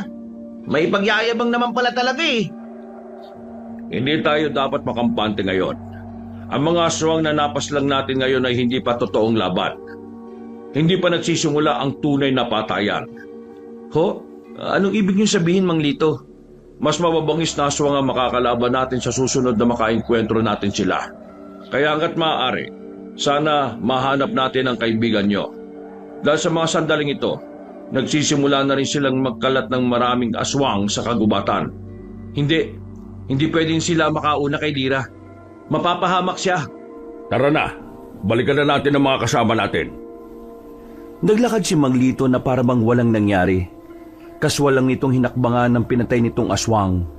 Habang kami, todo ilag kami sa kaisipang baka bigla na lang yung bumangon at sakmalin kami. Pagbalik namin sa mga kasama namin, tapos na rin sila sa pakikipaglaban. Ilan sa kanila ay may mga sugat. Pero hindi nila iniinda. Sanay na siguro sila sa mga ganoong eksena. Pinagpatuloy namin ang paglalakad, pero sa mga sumunod na sandali, hindi pa rin namin nasisilayan kahit anino man lang ni Lira. Dakong 9:00, tumigil na kami sa paanan ng bundok. Ang iba'y naglatag na ng banig. Ang iba naman ay sandaling umalis para maghanap ng makakain. Dito na muna tayo magpapahinga. Mamayang madaling araw, aalis tayo ulit Sa madaling araw, mas aktibo ang mga aswang. Mang Lito, maraming salamat ulit ah. Ang laki na nang naitulong niyo sa amin. Ilang beses ko bang sinabi, saka na kayo magpasalamat kapag kasama na natin ang kaibigan ninyo. Isa pa, trabaho naman namin ito. Trabaho na hindi naman kayo sumasahod. Pero sinusugal niyo ang buhay ninyo. Huwag po kayo mag-alala.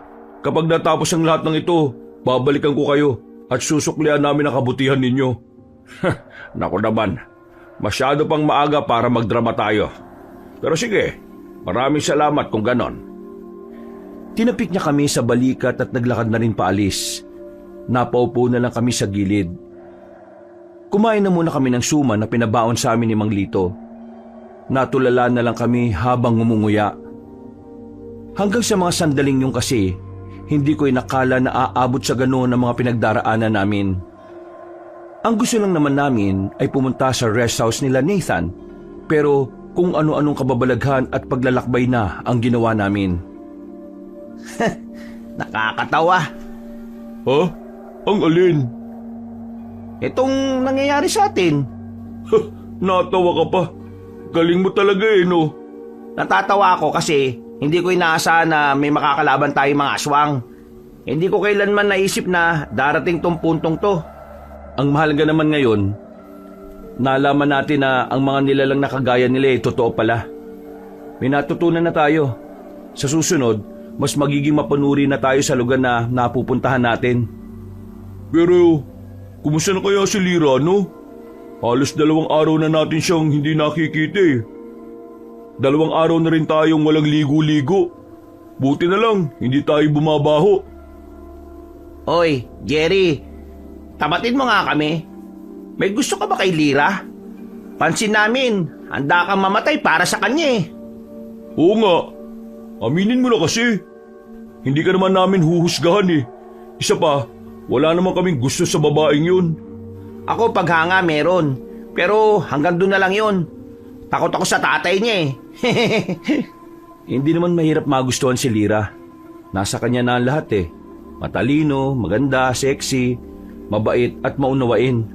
Mabunganga nga lang, pero normal naman sa babae yun eh. Eh di, gusto mo nga.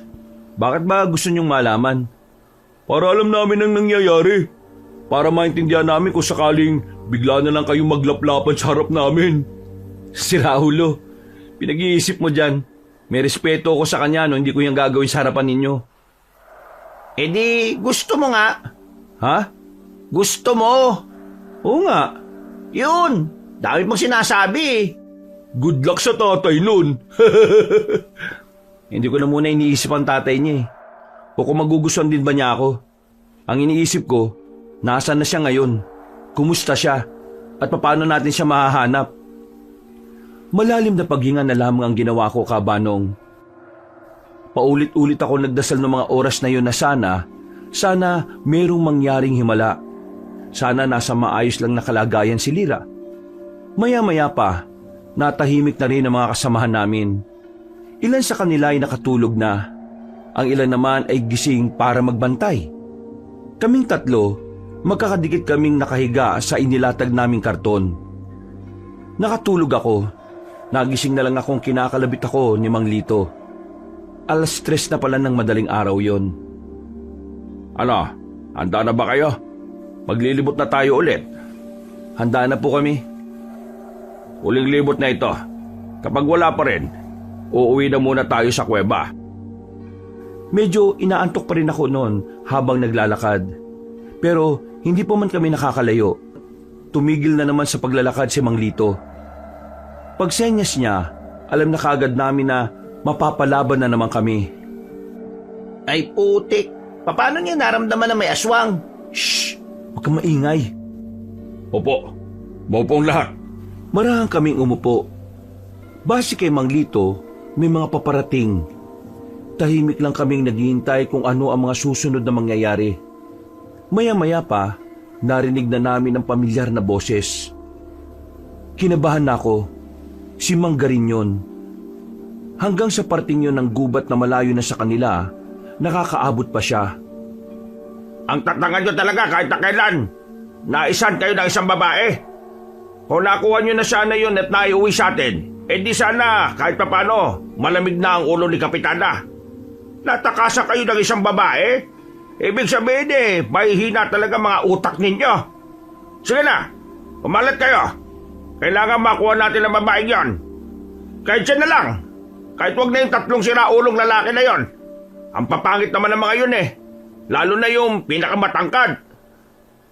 Matapos magsalita ni Mang Garin, nagmamadaling nag-alisan ng mga aswang. Nanatili naman kami sa aming kinauupuan. Tarantado yung mga yun Sinabihan kang pangit, Nathan. Buisit. Mang Lito, anong gagawin natin? Hindi ba natin sila kakalabanin? Hindi. Narinig nyo naman. Natakasan sila ng babae at maaaring hindi pa yun nakakalayo. Kaya hindi tayo gagawa ng gulo. Uunahan natin silang mahanap yung babae na sinasabi nila bago nila tayo maunahan.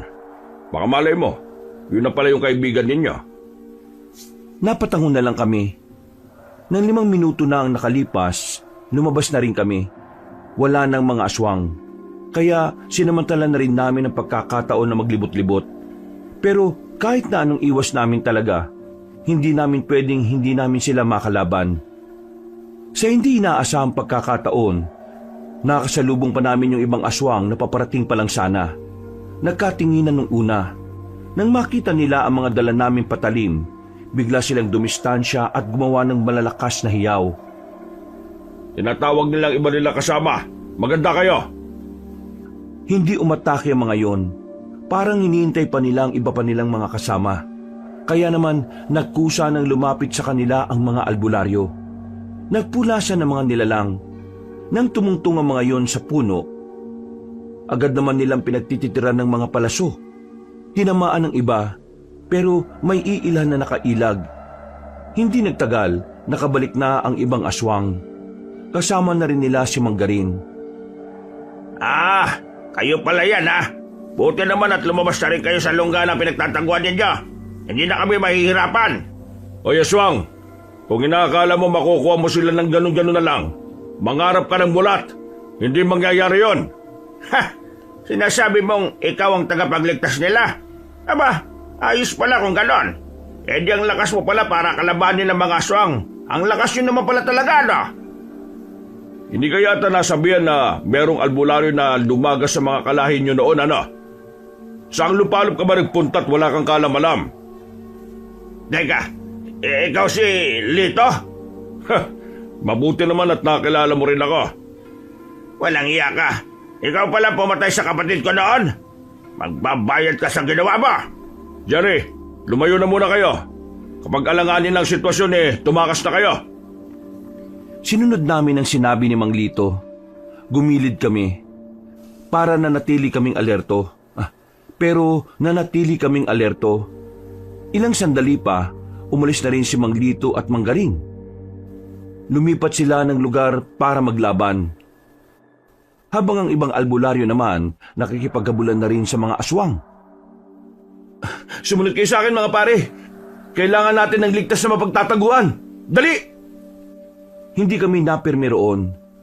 Madali lang kasi kaming makikita roon kung tutunganga lang kami. Kaunting lakad lang, meron kaming nakitang mga nakatambak na troso. Nagpunta kami sa likuran noon. Nag-obserba kami sa paligid. Walang aswang, pero naririnig namin ang ingay ng labanan nila. Mukhang hindi tayo makakalabas ng buhay sa gubat na to. Kahit saan may naririnig akong aswang Kaya nga hindi muna tayo aalis dito. Hihintayin natin malagas sa mga aswang. Paano kung yung mga kasama natin malagas? Yun sanang magmangyari. Kasi kapag nangyari yun, sobrang litan ng tsansang makaligtas pa tayo. Hindi na natin mahahanap si Lira kapag nagkataon. Diyos ko naman Kailan ba matatapos sa mga problemang to? Pambira naman talaga Dasal na lang talaga ang isa sa mga magagawa natin. Ipagdasal natin sana na hindi ko na naituloy ang sasabihin ko nang makita namin na merong anino na nagmumula sa likuran namin. Marahan kaming lumingon. Pagtingin namin, naroon ang isang aswang. Dinakma niya kami. Kanya-kanya kaming ilag. Nagpulasan kaming tatlo. Umangil siya ng malakas. Hindi mapakali ang ulo niya, bagay na mas lalo naming kinatakot. Walang tatakbo. Kaya naman siguro natin to. Palag-palag na lang. Nathan, unahan mo. Ha? Bakit ako? Matapang ka, di ba? Unahan mo na. Ikaw na lang. Ikaw marami sinasabi. Ako na. Sundan niyo na lang kung kaya niyo. Hinigpitan ko ang pagkakahawak ko sa itak. Napalunok ako ng laway dahil sa pagiging tensyonado. Pinagpapawisan na rin ako kahit na malamig naman noong oras na yon. Hindi ko na hinintay pang umatake ang aswang kabanong. Kahit na kinikilabutan, nilakasan ko na ang loob ko. Hinataw ko siya ng itak. Nakailag siya pero hindi agad ako tumigil. Hinabol ko siya ng taga. Ang kaso, sadyang mabilis ang kilos niya. Hindi talaga siya pangkaraniwan. Mas kakaiba siya kumpara sa ordinaryong tao. Sandali akong tumigil. Nang aatake na ako, sinalubong niya ako. Pagtaga ko, hindi na naman siya tinamaan. Sa halip, nagawa niya akong kalmutin. Tinamaan ako sa tagiliran. Buti na lang at makapal ang jacket ko kaya hindi gaanong bumao ng mahahaba niyang kuko. Aray ko! Pre! Wisit kang aswang ka. Diyan ka lang! Bakit? Kaya ko to! Sa pagiging bida-bida mo, mauna ka pang magmano kay San Pedro Kaya ko nga to. Kailangan yung itirang lakas nyo dahil marami pa tayong pagdadaanan. Hindi pwedeng sabay-sabay tayong madali. Sabagay, may punto si Jerry. Sus, natatakot ka lang Hoy aswang, ituloy natin ang laban natin. Akala mo mapapatay mo ako sa kalmot lang Bumuntong hininga ko, kabanong. Dinadama ko ang sugat sa tagiliran ko. Hindi naman siya sobrang kirot. Kaya pakiramdam ko, makakatagal pa akong tapatan ng aswang na yon. Alam ko sa sarili kong hindi ako mahusay sa labanan. Kaya ang ginawa ko, nag-triply ingat ako.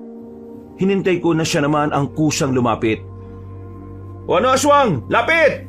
Natatakot ka na ba? Nagmamadali siyang umatake sa akin. Binasa ko ang galaw niya.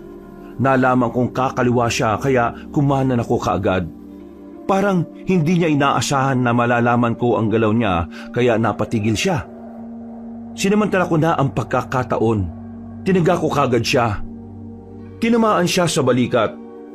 Akala ko mapapatay ko na siya.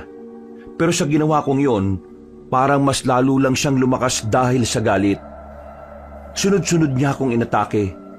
Tinamaan niya ako ulit, pero sa pagkakataong yon ay sa bandang balikat naman. Dahil doon, bumagal na rin ang galaw ko. Hindi dahil sa sakit, kundi dahil sa pangamba. Bigla na lang akong pinanghinaan ng loob. Mabuti na lang, hindi ako pinababayaan ng dalawa kong kaibigan kahit sinabihan ko na silang manahimik sa tabi. Buwisit kang aswang ka! Tinaga ni Baloy ang aswang at tinamaan yun sa ulo. Sumunod naman si Nathan. Bumuelo pa ito ng kaunti. Mamamatay kang salot ka! Dinali naman niya ang aswang sa bandang leeg. Nang makita kong gumigewang-gewang na siya, nagkaroon na ulit ako ng lakas ng loob. Tumakbo ko papalapit sa kanya at sinaksak siya ng hawak kong itak. Yun ang unang beses na ginawa ko yun sa buong buhay ko. Kaya naman, maging ako ay nagulat din nang maitara ko ang mahabang patalim. Napatay mo, pre! Gagi, nakapatay ako. Bakit naman ganyan ang mukha mo? Hindi ka ba masaya? Huwag kang kabahan dahil lang nakapatay ka, no? Aswang naman yan eh. Hindi naman yan tao eh. Ngayon ko lang naman kasi ito ginawa eh. Kaya ganito reaksyon ko.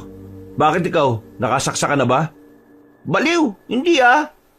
Ang mahalaga naman ngayon, nakaisa na tayo. Ang kaso nga lang, marami pa yan. Isa pa lang kinalaban natin, hirap na tayo. Kailangan natin kayanin. Kung hindi, baka hindi na tayo makalabas talaga dito. Teka, si Mang Lito. Sigurado bang ayos lang siya nakalaban niya si Mang Garin? Tara, puntahan natin siya. Doon sila dumaan kanina, nakita ko. Talian mo muna nitong panyo yung sugat mo, pre. Maya-maya lang ay umalis na rin kami, kabanong. Hinanap namin si Mang Lito. Ilang minutong lakaran lang, narinig na namin silang nagbabatuhan ng mga nakakainsultong salita.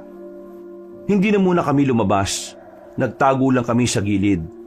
Naghintay lang kami ng tamang pagkakataon kung kailan kami kakailanganin ni Mang Lito. Biruin mo yon. Kaya mo pa rin palang ilaga ng mga atake ko. Hindi ka pa ba nirarayuma, tanda? Rayuma, mas makakapangang nirarayuma kaysa sa akin eh. Ikaw ang pinakamagandang halimbawa na may mga aswang palang pangit na talaga sa umpisa pa lang. Yung hindi pa nagtatransform. Sus, higaya mo naman ako sa iyo. Palibasa, wala kang anak eh. Walang asawa, walang pumatol sa iyo. May anak at asawa ka nga. Napatay naman ang dating mga manunugis. Di ba? May kapatid ka rin, kaso napatay ko. Visit ka talaga. Pinaalala mo na naman ang masakit kong nakaraan. Ito ang tatandaan mong matanda ka. Isang malaking pagkakamali na kinalaban mo ako. Si Amaya sana ang gusto kong makaharap eh. Kaso, hindi ko alam kung bakit ikaw ang nasa harapan ko. Pero wala na akong magagawa. Pagtsatsagaan na kita. Pagtsatsagaan? Parang sinabi mong napipilitan ka lang nakalabanin ako ah. Ganun talaga ang gusto kong sabihin, tanda. Sa oras na manalo ang mga aswang sa inyo, at kapag nakuha na rin namin ang bangkay ng 3 sinaunang aswang, wala na kayong magagawa dito. Katapusan na ng sangkatauhan. Ha! Kung makukuha nyo. Ang kaso, buhay pa ang mga hahad lang sa inyo. Lalong-lalo na ako. Hindi ko hahayaan na mapunta sa inyo yon. Mas lalong nanggigil si Mang Garin sa mga sinabi ni Mang Lito. Parang labanan ng asaran yon. Kitang-kita naman kasing walang panama si Mang Garin pagdating sa pikunan. Walang kwentang laban. Nauna pa daldala kaysa patayan ah. Ganun talaga. Kahit sa pelikula, ganyan din naman eh. Yabangan muna bago baldugan. Nanahimik na silang dalawa nang makita naming nagkahanda na si Mang Garin sa kanyang pag-atake. Habang si Mang Lito naman ay nanatili lang na nakatayo. Nang umatake na si Mang Garin, kalmadong sinalubong ni Mang Lito ang matandang aswang. Tinaga niya si Mang Garin at gaya ng inaasahan namin, nagawa nitong makailag.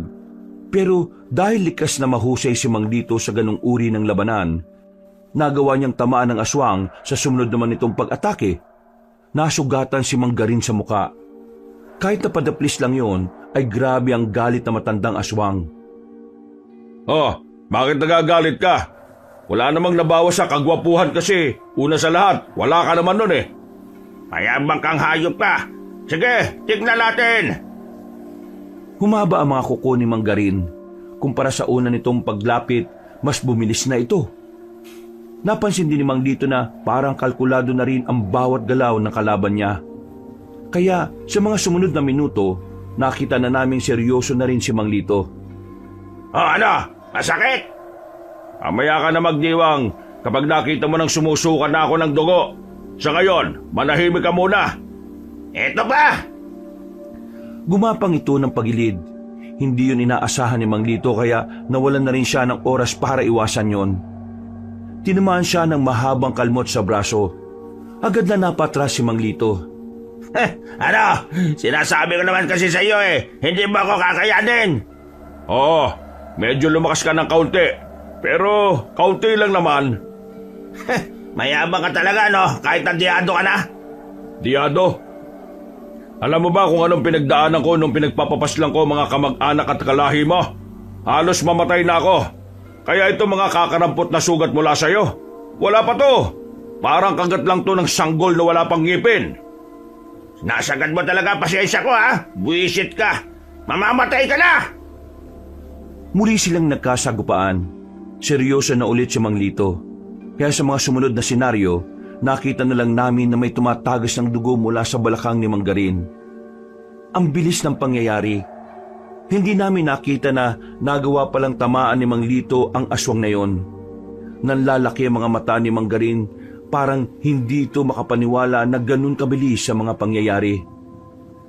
Nagsisimula pa lang ako, pre. Wala pa tayo sa kalagitnaan. Tumakbo ng mabilis si Mang Lito. Paghataw niya ng itak, sinubukan pang makailag ni Mang Garin. Ang kaso, nasundan siya ni Mang Lito, kaya tinamaan na ito sa balikat. Tumayo ang matandang aswang. Pinipilit nitong magsawalang bahala sa lahat ng sugat na tinamo. Pero sa kalagayan niya, parang anumang oras ay tutumba na siya. Ay, nako. Pambihira naman talaga, Matatalo ba ako sa mokong na albularyo na to? Siyempre, hindi! Nagulat kaming tatlo nang biglang may lumitaw na pakpak sa likuran si Mang Garin. Pero si Mang Lito, nanatiling kalmado. Nakatayo lang at naghihintay lang na lumapit ang kalaban niya. Akala mo ba magugulat ako dyan? Alam ko na yan, tanda. Halika, lapit! Magbabayaran mo ang ginawa mo sa mga kapwa ko, aswang. Pati na rin sa kapatid ka. Hindi na nagdalawang isip si Mang Lito na sabayan ng matandang aswang. Nang tangkain siya ni Mang Garin na dagitin, nakita na lang namin na biglang bumagsak yun. Wala ring silbi ang pakpak nito dahil madali lang itong nadali ni Mang Lito. Sumirit ang dugo mula sa lieg ng aswang. Hindi na nakapagsalita dahil sa lalim ng pagkakahiwa. Hindi mo na sana nilabas ang pakpak mo Napaaga ka tuloy. Kayong tatlo dyan, pwede na kayo lumabas. Pagkatingin naming tatlo, hindi namin alam kung paanong nalaman ni Mang Lito na naroon kami. Pero agad na rin naman kaming lumapit sa kanya. Sugatan siya, pero parang wala lang yun sa kanya. Nakangiti pa nga ito habang pinupunasan ng kanyang itak. Ayos ka lang ba, Mang Lito? Wala itong mga galos na ito. Mas marami pa akong tinamang sugot noon na muntikan ko pang ikamatay. Malit na bagay lang to. Kayo ba? Ayos lang ba kayo? Ikaw, mukhang sugatan ka rin Meron kasi kaming nakalaban na aswang kanina. Pambihira. Isa lang yun, hirap na hirap kami. Ang mahalaga, nagawa niyong talunin. Mang Lito, paano niyo po ba nalaman na kanina pa kami nanonood sa inyo? Malakas lang talaga ang pakiramdam ko. Pinapahanga mo talaga ako, Baka maging idol mo na ako, Umalis na kami sa lugar na iyon nang masigurong wala na nga si Mang Garin.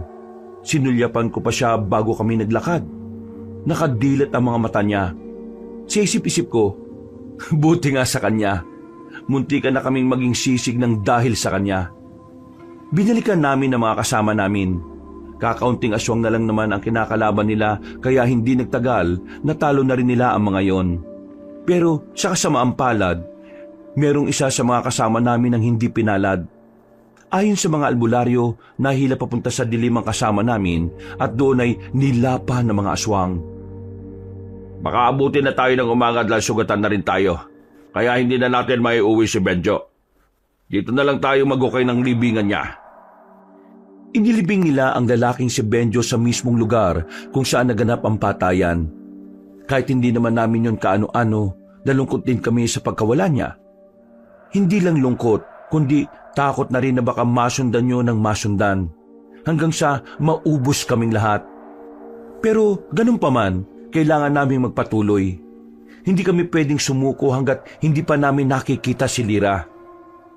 Samantala, matapos naming malibing ang katawan ni Benjo, ay nagsimula na rin kami sa paglalakad.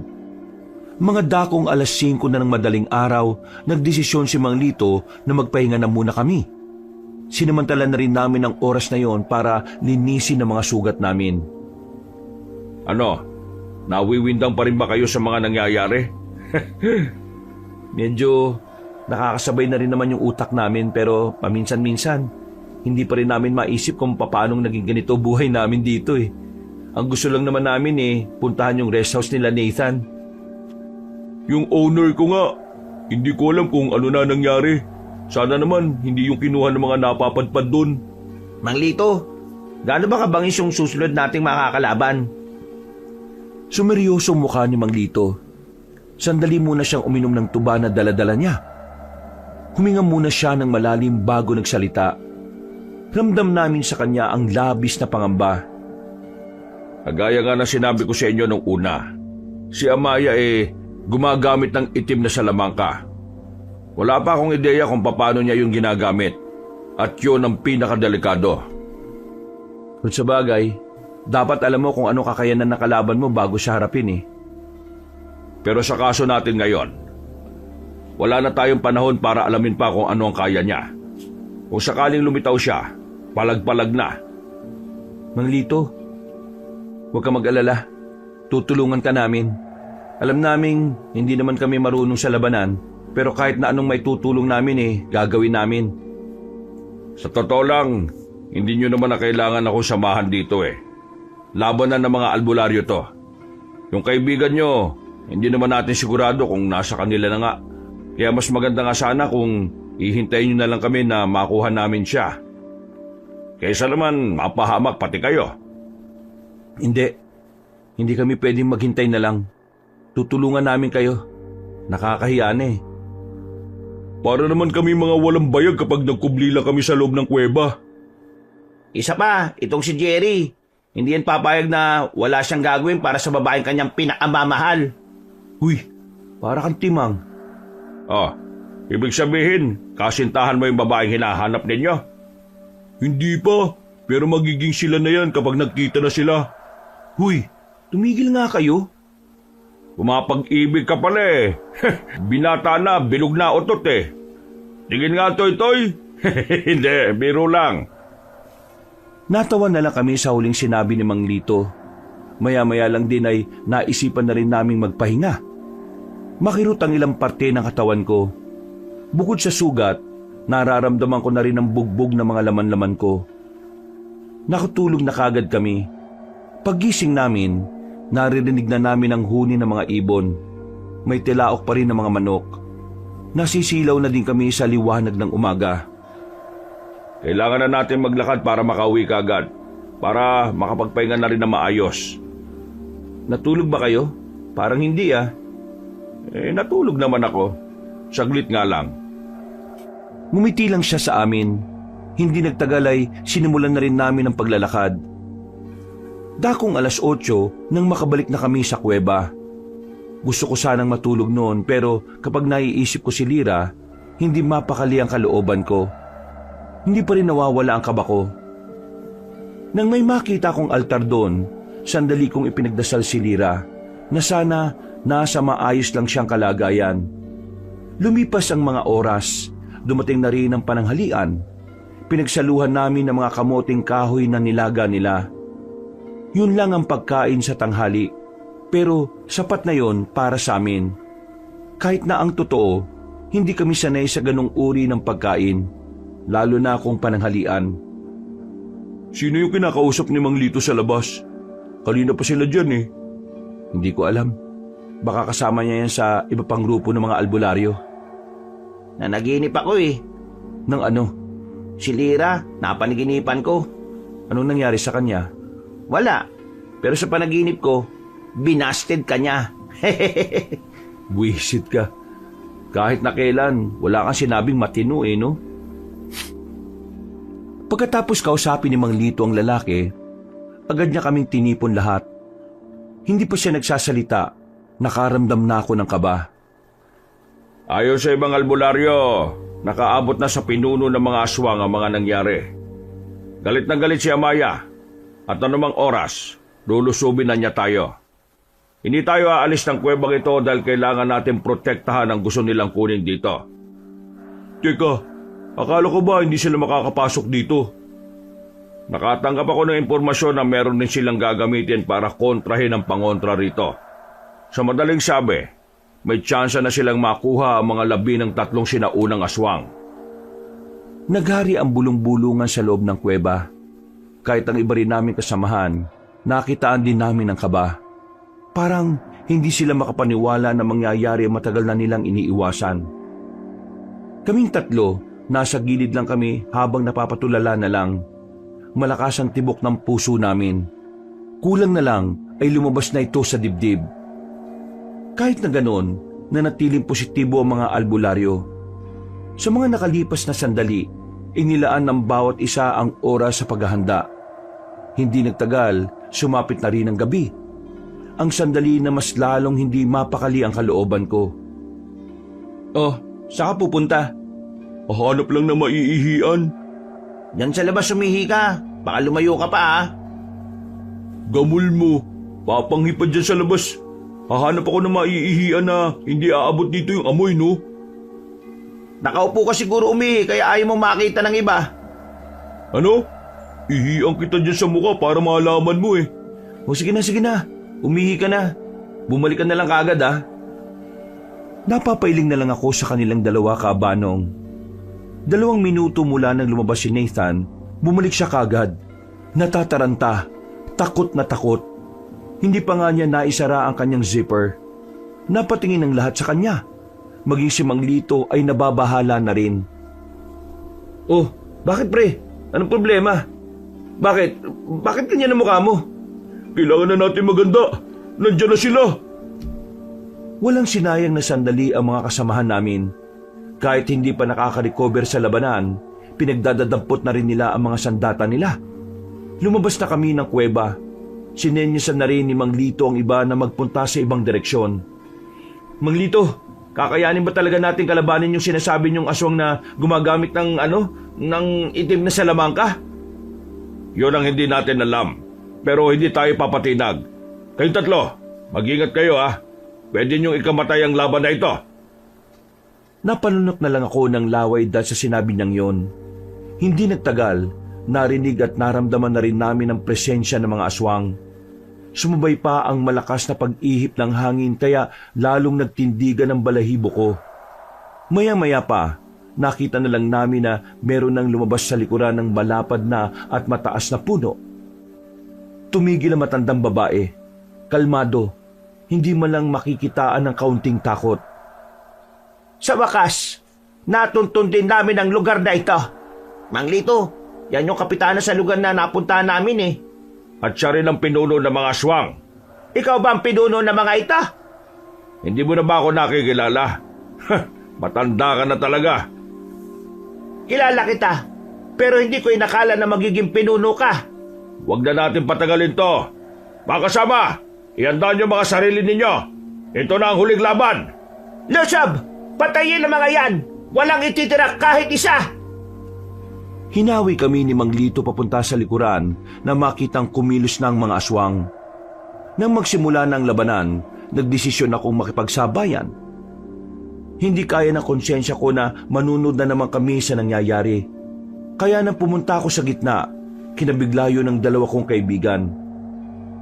Walang mangyayari kung hihintayin lang natin silang manalo. Tulungan natin silang manalo sa laban na to. Ano pa nga ba? Putik, sana hindi tayo mamatay ha? Nagtalikuran kaming 3. Habang nagsasagupaan na ang mga kasama namin, kaharap naman namin ang 2 aswang. Nakakatakot ang itsura nila. Naglalawa ang laway sa bibig. Nanlilisik ang mga mata at namumula.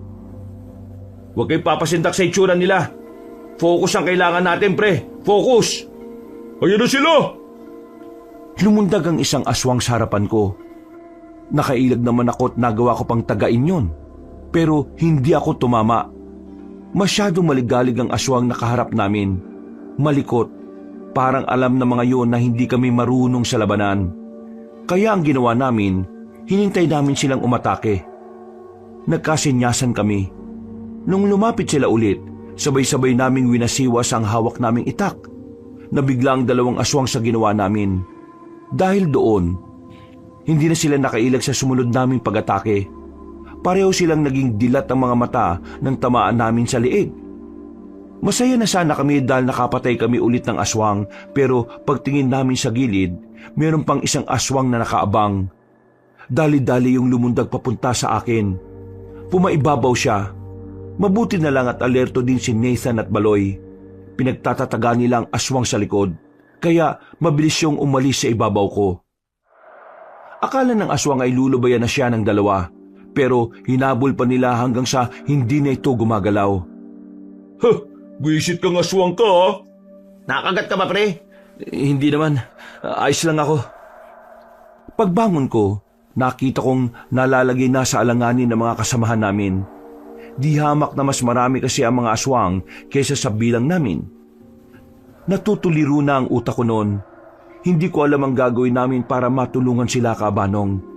Noong mga sandaling yon, nakikita ko na kung ano ang magiging resulta. Pero nagbago ang ihip ng hangin nang biglang, Lintik! Sandaling yon! May nagpaputok ng baril! Gagi! Ano yan, mga rebelde? Hindi, pre. Si Lira. May mga kasama. Rebelde na si Lira?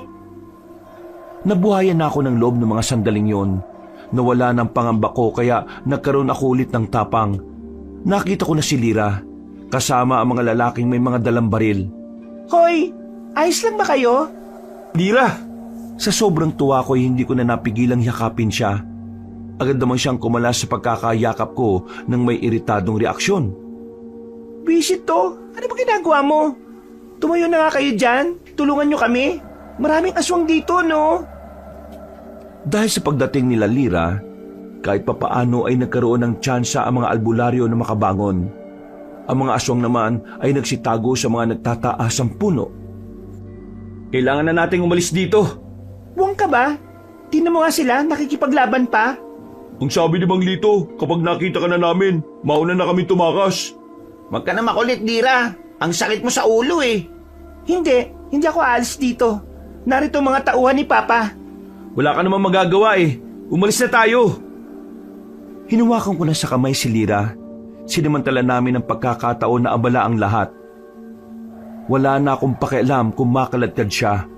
Ang mahalaga na lang sa akin ay mailigtas siya. Pero habang tumatakas kami, napatigil kami nang makitang tumalsik si Mang Lito sa harapan namin. Pagtingin namin sa kaliwang banda, naroon pala ang pinunong aswang. Sige na, tumakas na kaya. Akmang aalis na sana kami, pero nagtaka kami nang bigla kaming makaramdam ng pagkahilo. Parang umikot ang paligid namin at para na kaming nasa kawalan. Wala kaming makita kahit na may daladala kaming lampara. Teka, anong nangyayari? Ginagamitan niya kayo ng ilusyon. Napasigaw na lang ako ng sakit nang maramdamang tumalsik na rin ako. Ganon din ang dalawa kong kaibigan. Nawala na naman sa tabi ko si Lira. Hindi ko na siya makita. Puro kadiliman lang ang nasa paligid. Kahit si Mang Lito ay wala rin. Dito na kayo malalagutan ng hininga, Lito. Isang katangahan talaga na kinalaban niyo ang sinaunang aswang na gaya ka. Sunod na narinig namin, umaaray-aray na si Mang Lito. Binubugbog na siya ng matandang aswang. Wala rin siyang magawa dahil wala rin naman siyang makita gaya namin. Ano gagawin natin? Alam ko na ang gagawin. Rico, wisit ka! Kinagat ako ni Baloy sa paa. Dahil sa sakit na naramdaman ko, muling nagbalik ang paningin ko. Nakita ko na lang ulit sila.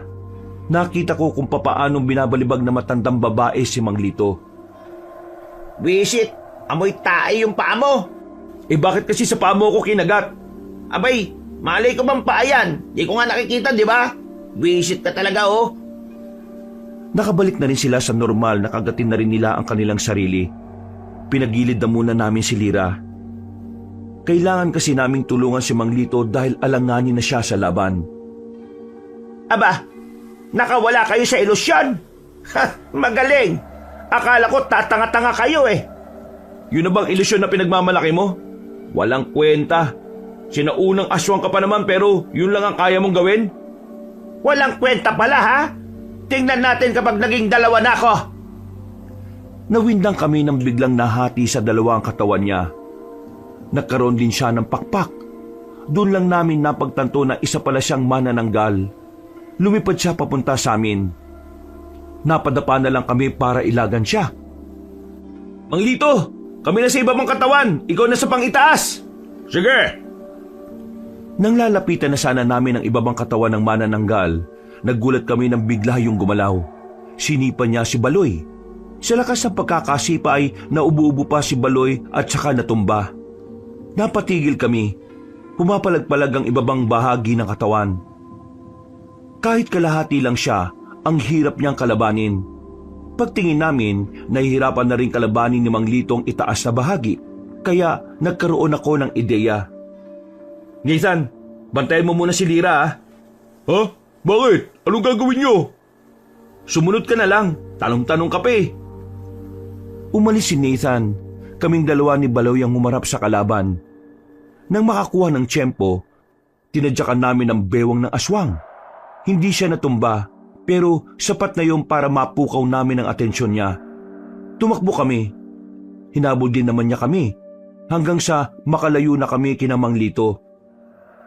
Ano ba talagang gagawin natin? Kailangan nating ilayo tong pambaba niya para mawala siya sa focus. Kapag nakita niyang wala na yung pang-ibaba niya, matutuliro na ang utak ng aswang. Kailangan niya makabalik dito. Dahil kung hindi, mamamatay siya. Paano nga natin tatalunin yung lintik na kalahati ng aswang? Aray, putik, ang daming langgam. Ayun, tama, langgam. Ha? Ano? Gagamitin natin yung langgam para mapatay yung aswang. Nakakapatay ba yung kagat ng langgam? Natigil ang usapan namin nang tumakbo na ang kalahating katawan patungo sa amin. Makailang ulit niya kaming tinadyakan. Tiniis namin yon para lang mangyari ang pinaplano ko. Sa sunod na tadyak niya sa akin ay nagawa ko na siyang ilagan. Siya naman ang tinadyakan ko. Dumaus-us siya sa malaking puno na kung saan nagkukumpulan ng mga hantik na pulang langgam. Gumapang sa kanya ang malalaking langgam. Nakita na lang namin na parang nangingisay-ngisay na siya nang papakin siya ng mga yon. Oh, tanga! Paano mo ngayon makakamot yung pangangati na yan? Nang matumba na ang kalahating katawang yon dahil sa sobrang pangangati, sinamantala na namin ang pagkakataon. Pinagtatataga na namin siya hanggang sa hindi na siya gumagalaw.